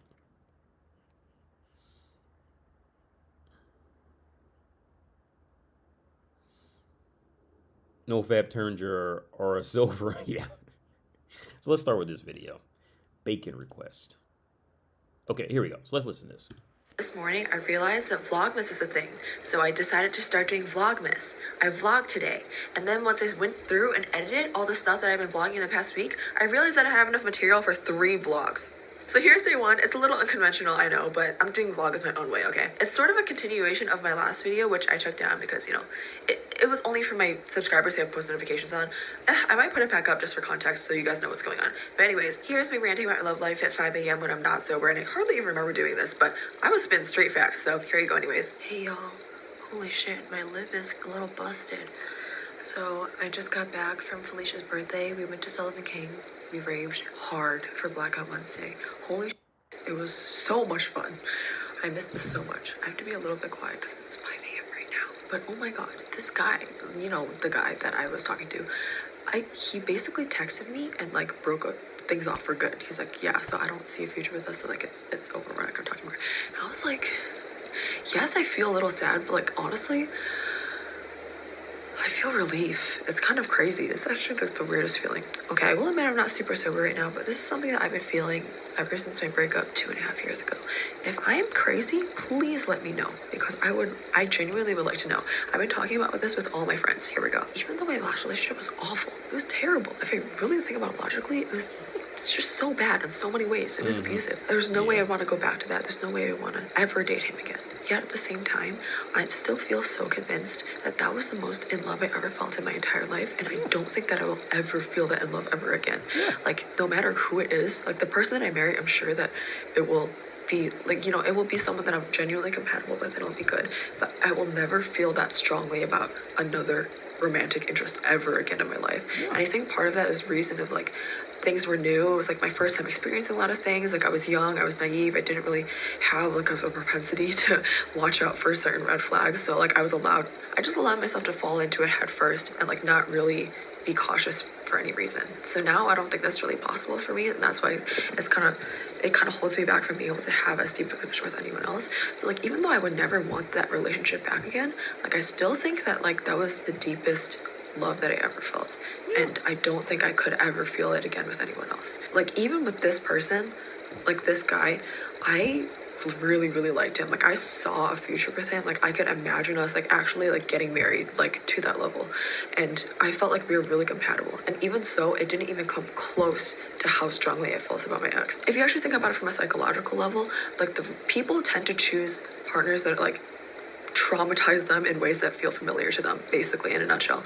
So I know it sounds really bad, but that's really how it works. So it turns out you tend to actually choose people not necessarily who are the best fit for you, but hurt you in ways that are reminiscent of your childhood traumas or your past traumas or whatever. So that's why when you meet someone who generally is like securely attached, is stable, is like actually a genuinely good partner for you, it may feel very boring or just like not exciting at all, and you may feel like there's no spark. So that's why low-key, I am actually really relieved that this happened, because like I really liked him and I felt that we were super compatible, and yet still there were things that I was not completely satisfied with. So it honestly gives me hope that there are even more people out there that I would potentially be compatible with that may be even better for me. Because I don't know, there also is some power that girls have, you know what I'm talking about, where like we are able to convince ourselves to like things about our partners. We're like, they're maybe starting to like, yeah, maybe they're not the most attractive, they're not the best in bed, they're not the coolest, he's not the most mature, he doesn't really have the most money. But I mean, there are things, these are kind of things that we're able to kind of look past or kind of convince ourselves to like eventually if we, you know, can fall in love with their personality or, you know, just like more redeemable qualities about them. I really don't know what this says about me, but I feel like I find very, very few people attractive. And it's not because I think that I'm better than everyone else. I'm like, oh my god, you're all out of my league. Like, I don't know, like, I genuinely just, like, physically just find very few people attractive. Dude, I don't even know. But basically, if a guy really has a good personality and I start to, you know, like his character, then yes, if he did not previously already just disgust me from the get-go, and I just kind of felt neutral about his looks, then I can convince myself to really like them. I feel like that kind of happened with my exes. Like, I thought they were pretty attractive to begin with, but when I started to fall more in love with them, then suddenly they're like the most perfect human beings in my eyes. You cannot do any wrong. You know what I mean? Like, that's just what happens when you fall in love. And I feel like it's easier for girls to do that. But for guys, like, guys, if they either think you're hot or you're not. Like, you're either attracted to them or you're not. And, like, it's basically as simple as that. They're just very, like, primal and simple beings. But at least for girls, I feel like girls don't want to feel like you could do better than your current partner. You want to feel like your partner is, like, the best that you could do. Girls are better able to, like, kind of weigh the pros and cons just as a whole. Just, like, if you were to give them, like, a grade in every single possible aspect, overall, are they worth it? But, like, would you want the person that you ended up marrying? Like, would you ever want to think that in your heart you had to convince yourself that they were attractive? But the second I did, he was, like, the hottest person in the world. I'm like, oh my gosh, he's, like, the most attractive person I've ever seen in my life. But before that, I was like, this guy is really not my type, low-key. Oh my god, it actually feels like a whole breath of relief just, like, off my chest. Like, I feel like it definitely was upsetting, but I'm learning to, like, feel my feelings, you know? Think about where it sits in my body. I feel it in the pit of my chest, like, right here specifically. It's kind of like an aching pain. But I just know that it's temporary. Like, the more time that passes, the less it's gonna hurt. And I really just kind of want to sit in this pain and enjoy it because, I don't know, it's just, like, rare that something can make me feel like this, you know? Because, like, I've just been going through life and everything's just been pretty, like, plain and mundane, which... Okay, real quick. With this video, because she's going to say the same shit over and over again because she's dumb as hell. Dumb as fuck. So, what I want you to focus on with this whole 13-minute rant and why she's talking so quiet is this. She stated when she first started the video that the reason why she's talking so low is that she was drinking, she's a little fucked up, and it's 5 a.m. So she has to talk quiet, you know, be quiet. He probably lives in an apartment, something like that. Roommates, whatever the fuck, you know, not wake him up. It's 5 a.m. She's up, awake, and reminiscing about the guy who dumped her. About the guy who left her. Think about that. She said it's 5 a.m. She's still drunk, and she had to make a video about a guy who dumped her, and she's still in love with him, and she can't let him go. Yeah, because she's gonna say the same shit over and over. Which is actually kind of fine because my emotions have just been, like, regular. But at the same time, I feel like there's something beautiful about things in life that can actually, like, really make you feel things. And I think that is a special thing. So I'm going to enjoy it while it's here before, like, I go back to not caring about anything again, because after this, I really don't want to have any kind of romantic involvement with anyone at all, because I feel like it actually took a lot for me to open myself up to this whole thing. And, like, the moment it did, I guess it went wrong just as I predicted. So I don't know, I guess I'm glad that I ended up taking measures to protect myself in the long run. I actually am very proud of myself for that. I mean, I guess it was a good lesson, but I'm just, like, really tired. And I don't want any other person to be, like, disturbing my life like that again. I was so happy living my life. Like, I am very grounded in, like, every other area of my life, like my job and my family and my friends and my social life. So I just don't want to let any other human being come in and disrupt that again, especially a fucking man. Like, disgusting. It's funny because before all of this happened, I had genuinely come to the conclusion that, like, I could actually see myself dying alone. Like, some people just never meet their person. A lot of people end up settling, but I refuse to settle. So if I never meet that person that like will stick by me for the rest of my life, then I just won't. Like what I kind of like rationalized with myself, this is about like a year or two ago, I realized that like I've already fallen in love twice in my life, and that's a lot more than many people ever get to experience. So I'm lucky enough to have been in love, which is one of the greatest human experiences that's just unexplainable but just so magical, and something that's just so unique to our existence. And I understand that many relationships, they're not meant to last a lifetime, you know? They're only going to be here for as long as they're meant to be here, and that's perfectly okay. Like each of them has a different meaning or purpose for our lives, and it's moving us in the right direction to where we need to be. So therefore, that's how I kind of rationalize with myself that it's okay if I never end up finding anyone. And I know like it sounds stupid that I'm like coming to this whole like grandiose conclusion that I'll never be in love again at the age of 23, because that's so young. Because that's so young. There's literally so many years ahead of me. She's gonna say the same shit. So I'm just not. I just can't. She's not saying anything. She's gonna say the same shit. Let me read this. She's lost to the point of no return. Yeah, she's fucking done. Thanks, AD. Thanks for translate for us. I ain't hear a word she was saying. Yeah, the most important part of that video is that again, it's 5 a.m. She said she was drinking. Jen said she's probably coming down from E and can't sleep. Yeah. Yeah.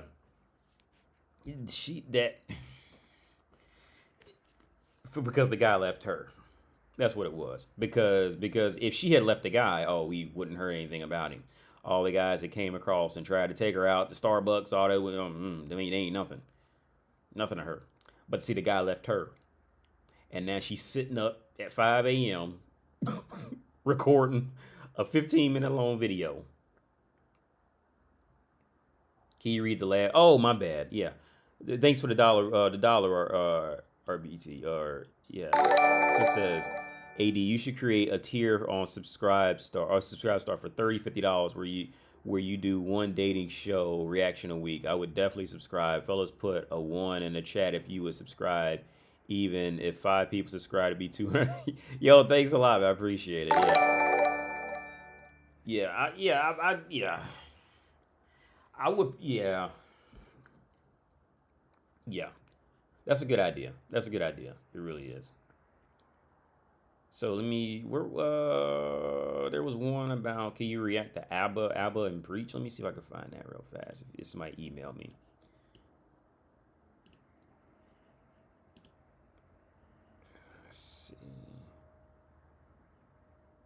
Hey, real quick, yo, thanks for the donation.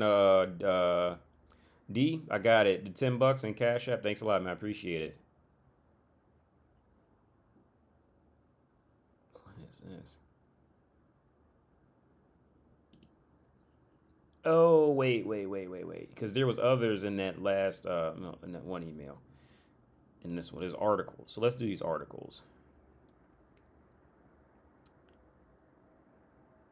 So let's do this bold article real fast.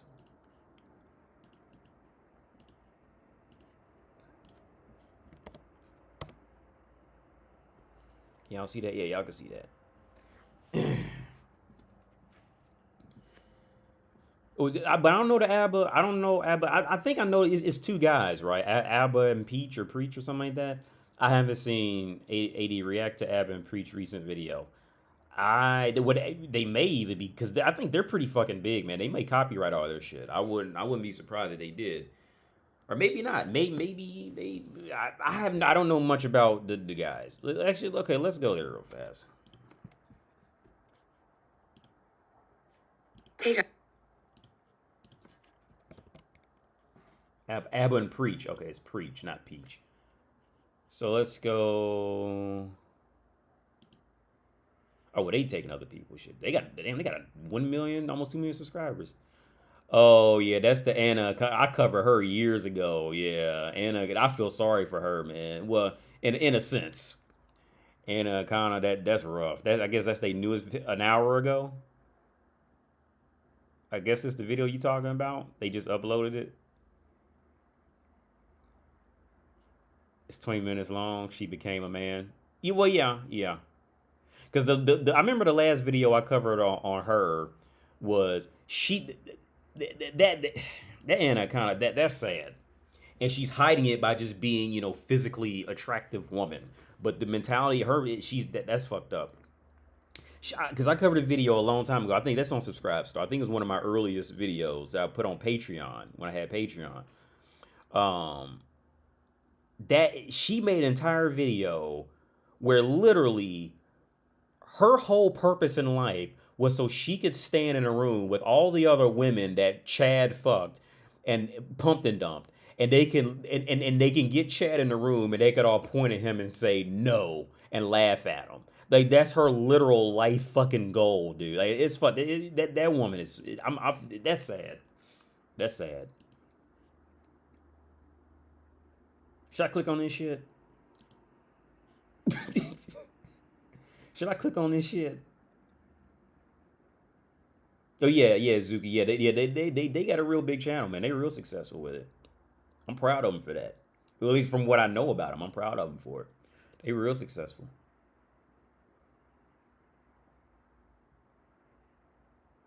Sto Alinia. Is that how you say that? Alinia? Sto Alinia.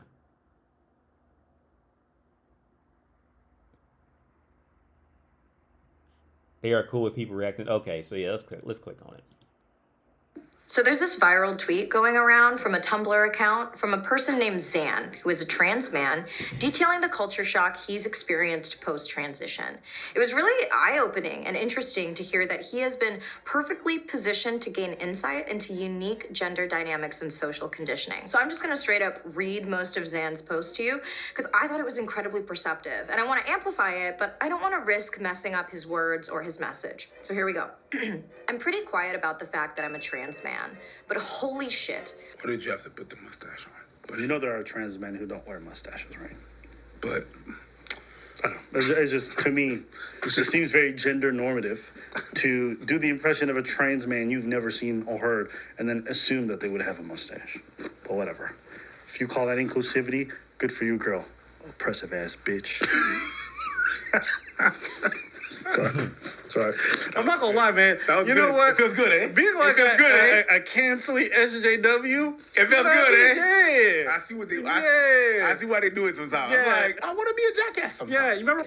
There is this huge sense of social isolation that comes with being perceived as male, because now people are subconsciously treating me as a potential predator. All strangers, no matter their gender, keep their guard up around me. It made me realize that there is no inherent camaraderie in male socialization, like there is in female socialization, unless, of course, it's in very specific environments. And the fact that I don't ambiently experience this mutual kinship in basic exchanges anymore is an insanely lonely feeling. You know how bad this would have fucked up my mind if I had grown up like this? It is 4:30 a.m. and I'm mourning the loss of a privilege I didn't know I had. Yes. Mm-hmm. Yes, welcome. Yeah. Yeah. Yeah. What? Welcome. Yeah. Welcome to being a man. Yeah. Yeah. The woman privilege is a thing. Yes. Welcome. Like he said, he will open arms. Welcome to life as a man. Yeah. Where you're not given shit just because your existence. Yes. That's a hard, again, like I said earlier, that's hard. Women just do not, unless they do experiments like this, for whatever reason, they don't understand the privilege they have automatically just because they're a woman. Again, now some women do have rough lives. You go through, they parents, some of them live in extreme poverty at home or whatever the fuck. But when it comes to going out there in the world and acceptance in the world, woman has no idea the amount of privilege she gets. No idea. One of us. One of us. One of us. Yes, I agree. To summarize, a woman becomes a man and realizes it's hard. And I ain't talking about the dick, you feel me? It's just difficult. Yeah, you're a cis male. Yeah, shit's hard. I am. Shit's fucking, it's not easy. It's just that we make it look easy. Yeah. This is a good spot to put that. What is this? It says, thanks again for the donation, RBT. It says, it says, put a 1 in the comment, fellas, if you would sub to the $30 AD dating show tier on Subscribe Star. Yeah. Yo, thanks a lot, man. I appreciate it. Thanks a lot. AD, check the RHR page. RHR, I don't know what that is. Is it a YouTube channel?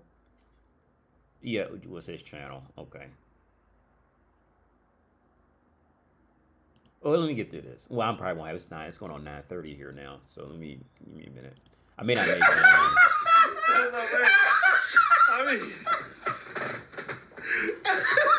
I mean, this is not easy.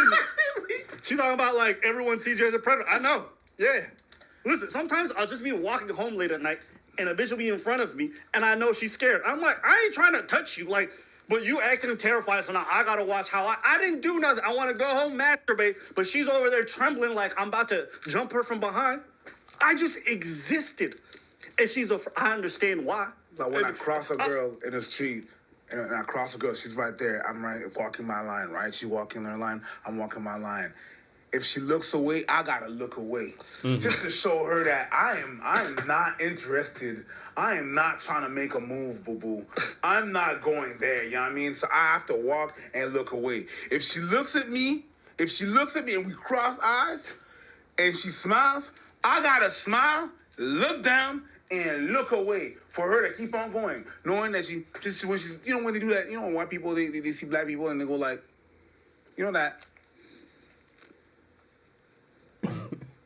that. That's across a girl. Yeah. She does. You do everything. I just move on. Bruh. Dead. Bruh. And I've done shit, but it is what it is. I used to think women liked animals, so when I would walk by them, I'd be like, shit doesn't work when it comes from a man. It don't work when it comes from a man. I'm just saying. You don't like me? Listen, I don't even go to parks so I don't want kids around. I don't want nobody. If I see kids, there's a meme in a TV show. Oh, the little white girl in the elevator? Yeah. That's real shit. Yeah. That's real shit.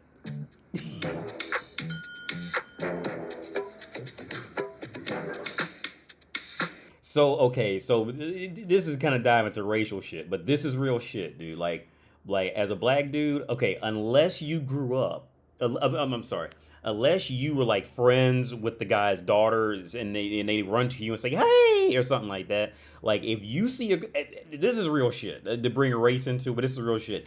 If you see, okay, every brown dude can agree with this shit. If you were to see a lone crying little white girl in an elevator, you would have the same reaction. Like, the motherfuckers ain't here because all she gotta do is say anything and motherfuckers will believe it. That's real shit. But let me tell you something though. Okay. The only way that I found that you can neutralize it, you have to prey on women's fucking gold digger prostitute mentality, right? The only way, what the Aber and Preach dude was saying, like how they deal with women and like they don't even go to parks and shit because they just don't even want to come across bitches like that because bitches always, because as a man, you're automatically a creep first and you might be a decent human, third, fourth, fifth down the list based off of your requirements type of shit. So the only way that you can neutralize it that I found, no matter where you go in the world, is you have to prey on women's prostitution, gold digging mentality. You have to dress like you have some money. So I wear a lot of suits, so that will neutralize it, right? Because they're gonna look at you up and down to see how much money you got, right? That's just what bitches just love to do, that shit, because they're terrible humans, right?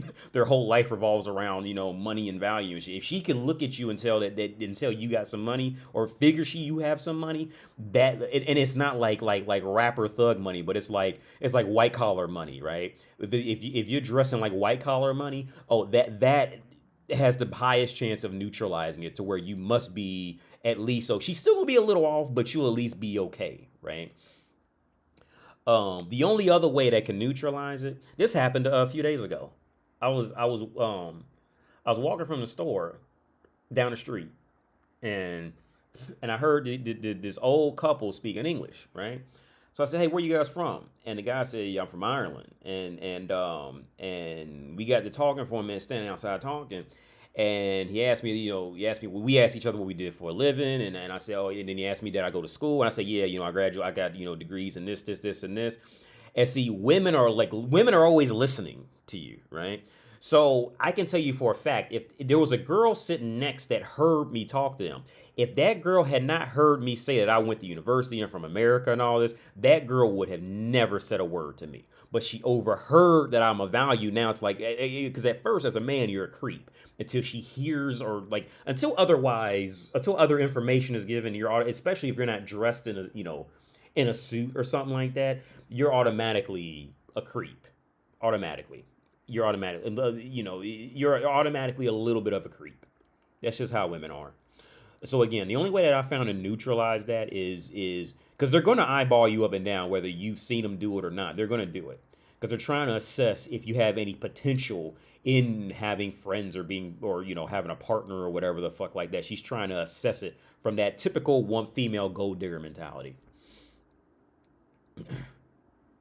Dressing up all day like a white collar, too much work, not worth it. Yo, here's the thing, I tell you what I do is this, man. I usually just put on a t-shirt and just throw a suit on real quick and just go. And I don't even wear dress shoes. I just wear casual sneakers, a well-fitting suit and just just a t-shirt. And that does it. That as long as the suit fits well. I used to wear button-ups, but I just got out of wearing button-ups for at least a year now. I just wear t-shirts. Or sweaters when I go out. But yeah, that'll neutralize it from my experience. But this is real shit. This is real shit.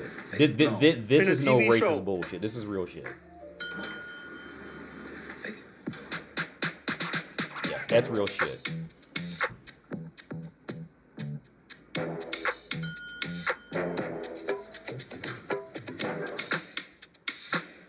That's real shit.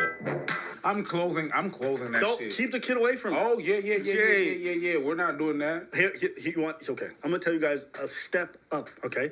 This is something that, you want to know how deep this shit goes? This is something that I know is true, that's fucked up, that even you watching, you would say, oh yeah, I think that way as well, okay? Women and men, watch it right now. This is something that you think, any of you motherfuckers have kids? Great. You go to a daycare and there's a man working there, you get suspicious. Yeah.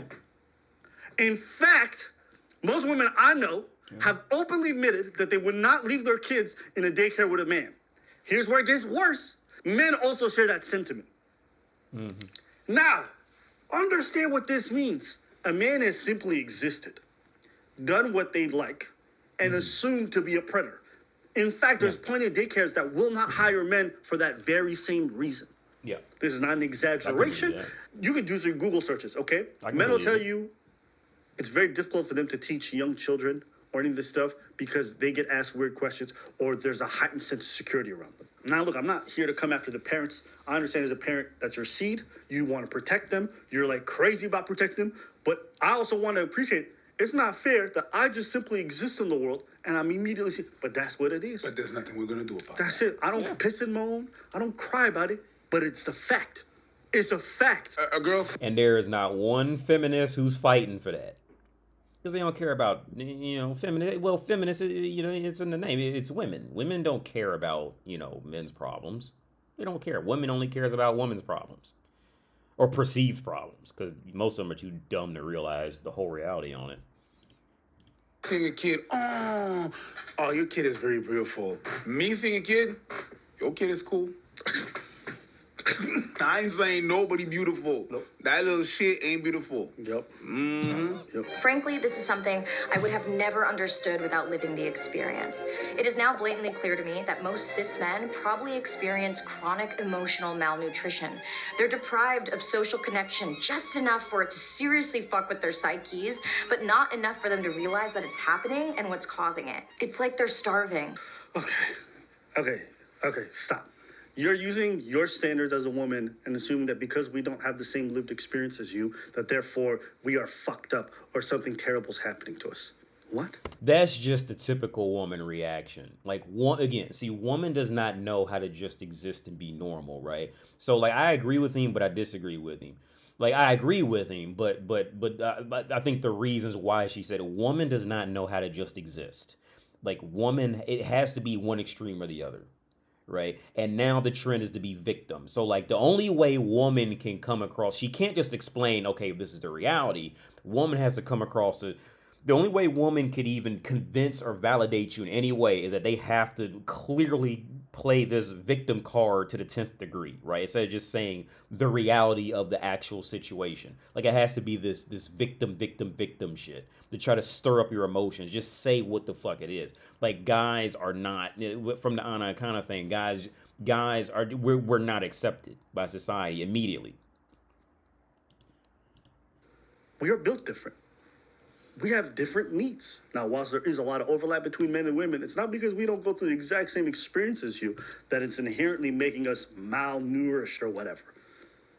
All right? The same way that trans woman who became a trans man isn't a man. Not in the way that cis men are. She doesn't have our lived experience of having lived as a young boy and a young man their entire life. So she's got her own, or he's got his own experience. Mm-hmm. You get what I'm trying to say? And we cannot deny that. Yes. That would be denying the whole experience. It would be like saying, I don't see color. No, you're denying all the experiences that person is living. I can't understand what it's like to be a trans man. I can't imagine what it's like to have been born a female, okay, and then gone through your whole life, a sizable portion of your life as a woman, and then transition and all those things. The same way the trans man can't understand what it's like growing up as a young man and then growing into that. You don't understand. It's like they're starving, but they don't know this because they've always been served 3 meals, except those meals have never been big enough. This deprivation comes from all sides of the aisle, by the way. In the case of women, when I'm out in public and interact with them, all of them come off as incredibly aloof, cold, and mirthless. I have never experienced this before, even though I know exactly what this composure is, the armor that keeps away creepy-ass men. As someone who used to wear this myself, I know that this armor is 100% impersonal. Nobody likes wearing it, and I can say with absolute certainty that women would dump the armor in favor of unconditional companionship with men if doing this didn't run the risk of actual assault. Trust me when I say that women aren't just being needlessly guarded, but I only have complete understanding of this context because I've experienced female socialization. If I hadn't, I would have thought this coldness was a conspiracy against me devised by roughly half the human population. Even now, with all I know about navigating the world as a woman, I am failing to convince my monkey brain that this armor is not social rejection. And as for male socialization, again, it seems taboo for a man to be platonically intimate with men for reasons I have yet to fully understand, but I think it boils down to A, the fact that society teaches boys that it's not okay to be soft with each other, and B, garden variety homophobia. Our media only shows men being intimate with one another when they're teamed up against a dire situation. Yo, listen. Garden variety homophobia. So the reason why I'm not touchy-feely with my homies is because I don't like, or I have some internalized fear of like. That's gay. Hey, let me ask you, do you ever have temptations or do you ever have like a desire to have a dude hug you? I have literally never thought this in my life, not even I've thought about murder. I thought about throwing things off of buildings, people off buildings. I thought about a lot of stuff. You know, because my imagination will go everywhere. Mm-hmm. And a bunch of people writing this down like, I was a murderer in waiting. No, calm the fuck down. We all have extreme crazy thoughts. I've literally never thought of like, yo, why won't my nigga hug me? No, not the why will my nigga hug me, but yeah, sometimes I see my motherfucker and I'm like, yo, you good? I'm good. All right, man. We have a long talk and everything is all good. And we have a long talk, they open up and like, yo, put it there, man. We good, all right? Yeah. But I'm not gonna be like, he didn't hug me today. No, that doesn't happen like that. Mm-hmm. No, that's not what it is. Yeah. But sometimes you see your friends, you know, how can I put this way so you can understand really simply? We are not women.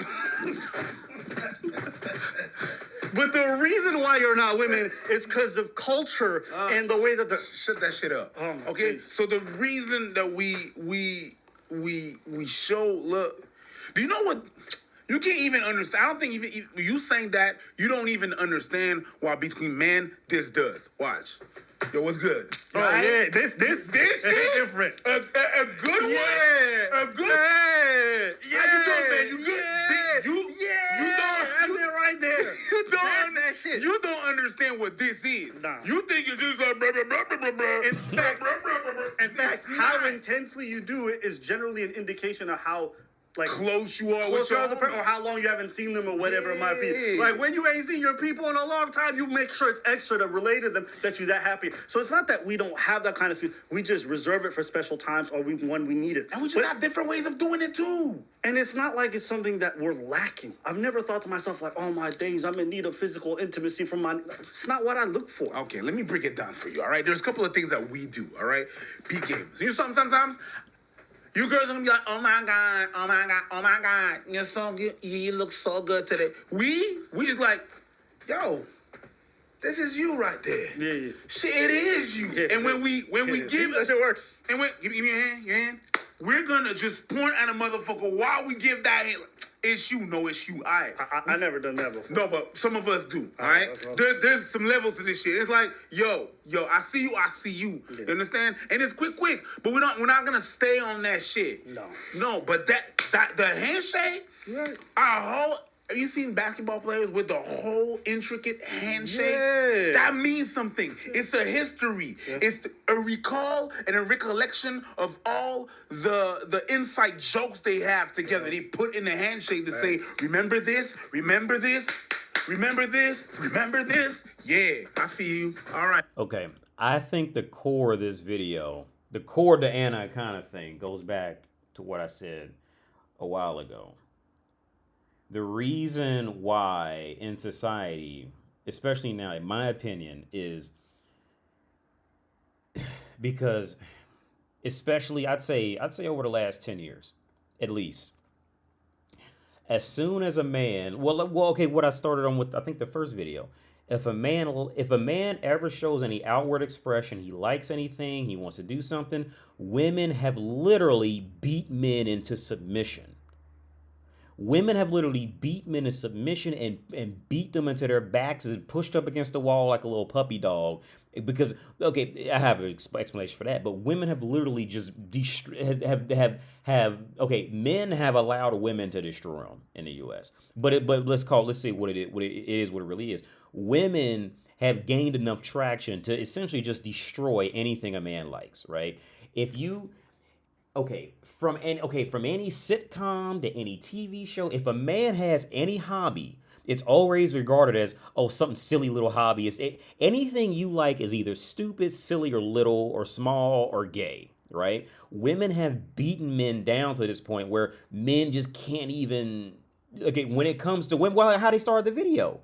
They don't even look at bitches. They don't even go to the park. They don't want to deal with them. Because what woman has been allowed to get away with and gain steam and traction to use against men. Men have been beaten down by society so much. It's like if a man voices his opinion that is not either extremely liberal or worshiping women, he is immediately a misogynist, psychopathic, rapist, killer who's Jeffrey Dahmer 3.0, right? It's where society is now with women. And again, women can't see it. Anaconda can't see it. Women can't see it. They can't. Because they're born and the reason why Anaconda can't see it is because, again, woman is born into a life where her urge and impulse is glorified. It's worshipped. Woman is born into a world where wherever she thinks, decides, or does, or wants, it is automatically validated. Whereas men, we face the opposite side of it. Anything we want, desire, crave, have urges for, we're immediately demonized for it. Immediately demonized for it. In one way or another. In one way or another. Doesn't matter. And see, Anaconda is just talking out her fucking ass because she can't know. She's a fucking girl. And she grew up with a relatively attractive girl. So she has absolutely no fucking clue. Right? Absolutely. Well, as one woman has absolutely no clue. But especially the prettier she is, the more mentally fucked up she is. And the more separated she is from logic. Because she'll never have to experience it until she just gets old and ugly as fuck. Then she'll just want to die because all her value was in fucking. Or somebody thinking they will fuck her one day. And that was really about it. You know,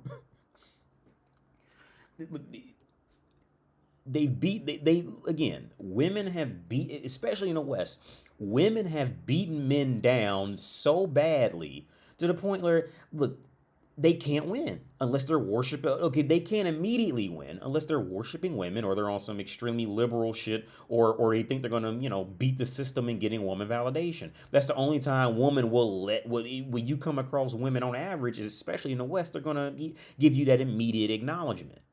That's it. So at that rate, where women are just ignoring most men, leaving most men on red, just not even acknowledge men's existence, I'm not surprised there's not more shooting up fucking malls and all this shit out of frustration. Because the typical human interaction is desired. You see what I'm saying? Because on the back end, see, woman is born into getting human interaction because she's woman. She is essentially the comfort. You see, she is the thing to be hunted and to be hunted to be fucked. So she has no idea. So if you try to explain it to her, you'll just sound even more like a psychopathic killer because her brain is so fucking retarded in this area. She just can't fucking it's like trying to tell Will Smith's son what it's like to not have enough gas money to put in the car because they genuinely don't have money in the bank. His brain just can't accept it. He just has no awareness. What? You mean money runs out? That's not real. They just making that up. They just crazy. Jaden, his immediate reaction be, oh no, that's not real.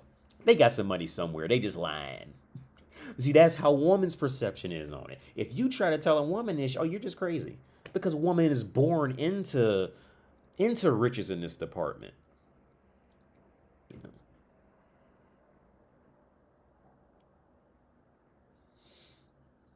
Yeah, hey, later job, yo. Thanks for tuning in, man. All right, I'm happy to see you. It says all that, but just this and how loud it is. That's a hug. You're probably never gonna understand that because that's not what you be doing with your homies. I ain't never done that to a girl.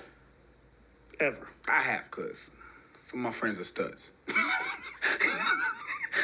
Hey, listen, just because they like cosplaying as dudes, you know what I mean, don't mean you need to treat them like that. Yeah. They're still feminine, they got a feminine side. Be kind to them. Yeah. All right, give them a good hug. Absolutely. All right? But it is what it is. So there's some things that you're not going to understand. And I bet real money, it's a huge ass reason why men gravitate towards activities that simulate being teamed up against an opposing force.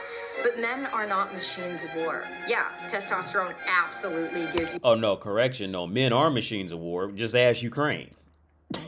How they banned all them men from leaving. Let's go touch on that topic. Men are machines of war. And women aren't. Go ask Ukraine. How they banned all them men from leaving who can fight. And let them women run away to go suck foreign cock for 3 months, 6 months, and get paid for doing it. With his babies and with the babies with the father's child in the other room. All the women went off and sucked all type of random cocks. Ask Ukraine about no men are machines of war. That's exactly what we are. And you're the comfort. And you know what? You won't find one woman to oppose it. When reality hits, you won't find one woman to fight for that. You ain't gonna find no feminists fight for that. All them feminists gonna shut the fuck up when that topic comes up. Again, go ask Ukraine about that shit. Yeah, see, when that shit gets real, no, men are machines of war. And women gonna sit around and wait to get fucked by. Women are gonna sit around and wait to get fucked. That's their role in war. Woman's role in war is the clean dishes, clean shit, and wait to get fucked. That's their fucking role. Period. And again, see, motherfuckers might get mad at me now, but when shit gets real, you won't find one feminist to fight against that decision at all. You didn't find, you won't find one feminist that spoke out about Ukraine doing what they did to them men there. You won't find, all them women shut the fuck up. You won't find one woman calling that shit out. Because see, when that reality hits, all of them gonna shut the fuck up. You dumb bastard brain. But that just makes you want to skateboard a wagon down a hill or duct tape your friend to the wall, not kill someone. The human species looks so much colder standing from this side. I can see how men might convince themselves that their feelings of emotional desperation is personal weakness, as opposed to a symptom they're experiencing from white imperialism. Okay, yeah. See, that's where she gonna lose me. But okay, just from the areas that she thinks she's intelligent about, which she's a fucking idiot on, but just for the areas that, and let's just say everything that she's touched on is right. She's completely ignoring When a guy likes a girl, he has to work up the courage to actually go initiate a conversation with her, not knowing what she's gonna say, and the girl just kind of goes, ew, and walks off. See, she's not acknowledging the hurt that comes up behind that, and then the guy has to go rebuild and build himself back up to go approach a woman, because let's face it, most women are not going to approach men because women are fucking cowards who sit around and wait to get fucked. So she see, women know nothing of that, of these deeper areas that slowly break down men over time. Right? See, woman's brain has no comprehension of that, because woman is never going to have the courage that a man is going to have in life. She's never going to, especially in developed countries. In developed countries, she knows if she needs to survive, all she got to do is open one of them 3 holes up. That's all she has to do. Open one of those 3 holes up, and somebody going to come around with something to help her survive. And because of that reliance right there, woman is never going to be able to understand what men go, because men can't do that at nowhere near the same rate that women can. So like when women talk about it, they just have no concept of what's going on. Again, it would be like going to Will Smith's son and telling him, oh yeah, money can run out one day. Will Smith's son will look at you and be like, you lying. You hiding some money somewhere. Where is it? Is it in a laptop? I open up the laptop. Money don't run out. The fuck you talking about? He can't believe it, because all he knows is daddy's Will Smith. That's all he fucking knows. You can't be mad at it. It's just the reality of what happens. Has anyone photoshopped a picture of AD onto Professor X's body yet? Word up. Hey AD, can I have one-on-one with you? Yeah, Julian. Email me in the AustriaDick. Was AustriaDick69@gmail.com. Yeah. The reason why you don't have most men doing even crazier stuff is because most of checkout, also we understand women's proxy power. Yeah, well, yeah. When it comes to that, I'm not surprised there's not more. I'm gonna stop it here because it's 9:53. I'll probably catch on tomorrow night with part 2 of this. But yeah, let me switch this to me. So yeah, man, that's my thing, man. It's like there's so many deeper intricacies to it. Now, don't get me wrong. Like, okay, women do have intricacies with their own body, right? But when it comes to when it comes to going out and actually having to accomplish something, like, woman has absolutely no idea what she's getting away with just because she's woman. And the more attractive she is, the more she's getting away with. All right, just point blank. But see, when it's a benefit, they're not gonna bring that up. We gonna keep that part quiet. And when it's a benefit for them, they gonna keep it quiet. It's only when they think they're going through something hard, that's when it's going.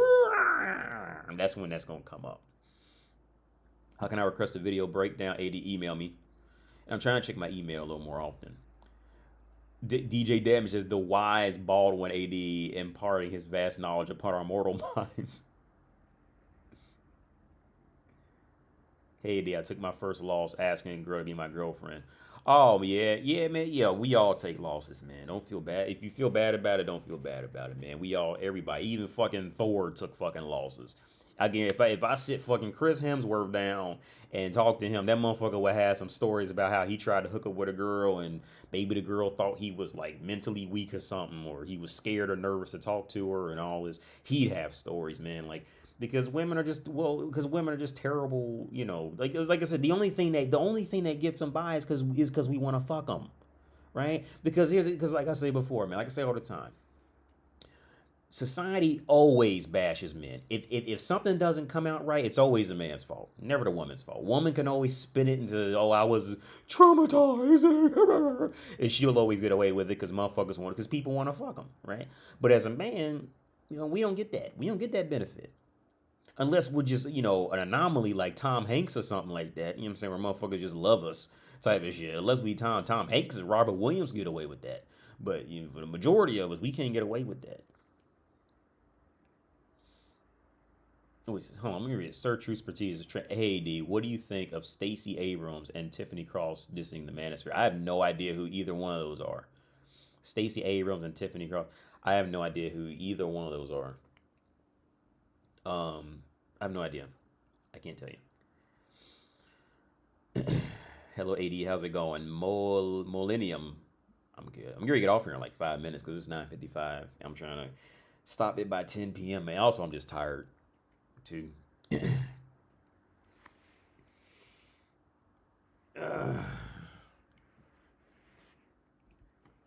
Yeah, let me see. I'm trying to catch them on comments. Let me see.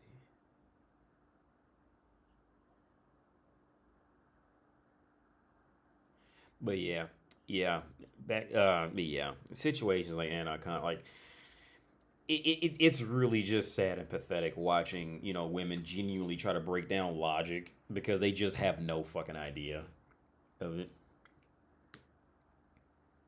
Start that subscribe tier when you log on. Yeah, I'll start. I don't know if I'm. Yeah, I'll start it. But I don't have any videos yet. But I'll start it, and I'll get on that for sure. Where's Tommy Laurent? Oh my God, she's headed over there with Lolo. If she don't hurry up and just deal with whatever man come around her, she gonna end up like Lolo. She ain't too far behind. She ain't too low. Tommy, she ain't too far behind. She getting there. But yeah, that shit is just rough, man. That's sad. That is just is rough because they just can't understand it. See, again, because Anaconda, she has no idea. See, like I said, she'll never touch on the theory of working up confidence to talk to somebody just to get rejected, then have to go off, build yourself up, and go work up confidence to keep putting yourself out there and keep facing rejection on some like personal, do you actually, you know, want to fuck me type shit. She has no idea. Women, well, Lolo Jones even brought it up. She has no idea because she talking about going online dating and it's just tons of men on there. Woman has no idea what it's like to initially truly put herself out there and you know, with relatively high chance of being rejected just because of her fucking gender. She has no idea what it's like. None. So when they try to analyze men and women, there's just so much that their fucking infantile brains just literally cannot keep up with. That how it just slowly drags and beats you down.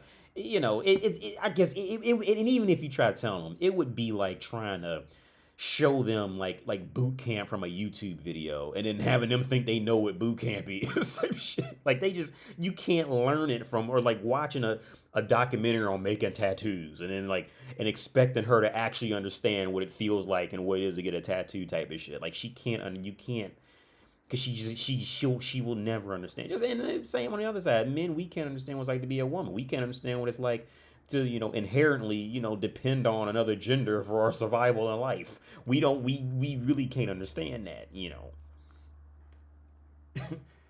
We can't understand that. I can never understand what it would be like to give birth. Can't understand it. I'll never be able to. Well, even some women can't, because some women will never give birth, but that's another topic. Yeah, I'm getting ready to get off here, Somni Rex, but thanks for tuning in, man. Tommy finally sat down and got with somebody. Well, I'm glad she found somebody, cause she ran out of time. She better hit that shit up, hook up with whoever she can find. She ran out of time. Lana Rhodes is looking worse by the minute. I got more hope for Lana Rhodes as long as she don't get fat. I got more hope for Lana Rhodes than all of them. Well, no, I'm lying. Hey, you wanna know why I'm lying? I'm lying because Lana is on film fucking them blacks. That hurt. That hurt her social status. She on camera fucking them blacks. That ain't good for the type of man who she's really gonna try to go get after for real. That hurt. No, that hurt her. You know, she ain't trying to be seen with that. I mean, in that world, that's where Lana Rhodes fucked up. She might get lucky, but because Lana Rhodes still has that look of like, Lana Rhodes has the look that she might fuck around and get with a fucking famous snowboarder or some shit like that, right? But when they Google her and find her getting fucked by them blacks, that hurt her chances in that world. They ain't. I sent an email I sent you the email for the other one. I'm getting off here in a minute, man. Like, actually, real soon. You're right, bro. When a woman gets addicted to the attention of men, all of that for good girl stuff goes out the window. Oh yeah, well, Will I Am, music, yeah, yeah. All that stuff goes out the window. Yeah. 80. Why is society so caught up in feelings over facts specifically? Why is society so caught up in feelings over facts, especially women? Because because it goes back to what I said. My opinion, it goes back to what I said a while back. The reason why women have historically been, have been terrible in STEM programs, any type of STEM or any type of science, anything that can be based off of just pure fact, like 2 + 2 = 4. The reason why women don't like that is because they can't just cry, manipulate, and make 2 + 2 = 48 because they just felt like it that day. And the fact that they can't do that, they have no use for it. Because with feelings, they can just feel like doing something one day. And then if it's wrong, well, they're going to say, oh, well, they could just kind of manipulate it through feel. Oh, well, I was traumatized, or I suffer from BPTSD, XYZ, element OP, and that's why I did it. They can always, run back and add something. You see what I'm saying? It's like with Lana Rhoades. Mark my words, Lana Rhoades is pricing up right now trying to Google and find any psychological disorder she could find to validate why she was sucking dick for money so long. That way she can, try to play victim and hope it catches steam. That way sucking dick for money on camera really ain't that bad to the men she won't. She's doing that right, I would guarantee you. Well, imagine you date Lana Rhoades and look her up, yeah, and you see her just do, yeah. Got any hope for Riley Reid? She's married and has I seen Riley Reid. She married a dude from, I can't remember, some dude who need a fucking green card or some shit like that. I'm pretty sure he's won an American green card or some shit like that. Because Mia Khalifa, it was the same shit. Like, all them whores, it's the same shit. Once the dude finally wakes up and he's he kind of grows out of fucking porn star pussy, and that reality starts to set in. Yuck, that's gross. That's disgusting. Unless he just needs a green card, or just wants a green card. Because I'm sure she's married to it's some foreign dude. I can't remember exactly who. Or maybe that dude may have had a history, being in relationships with women who worked in brothels or something like that, and that may be what got her over with him. You never know. But the typical thing. Here's the thing: if you get Riley Reid herself to truly sit down and explain it, she would tell you that she knows society doesn't like that. The society, a decent man wouldn't want to marry her. She would tell you that. You see what I'm saying? Like, if you were to sit, it's not a secret amongst men or women, everybody knows this. You know what I mean? Jada Stevens just got knocked up. The cycle repeats itself. Oh, she got pregnant? She got fat ass. She got a weird nose, but a fat ass. But yeah, I'm really off here. It's 10:04, man. So yeah, thank you everybody for tuning in, to the donating, liked everything. I'm gonna try to continue with this video tomorrow. I'll let y'all go, man. So hey, I'll catch y'all later. And catch you on the flippy flip, man. Peace out.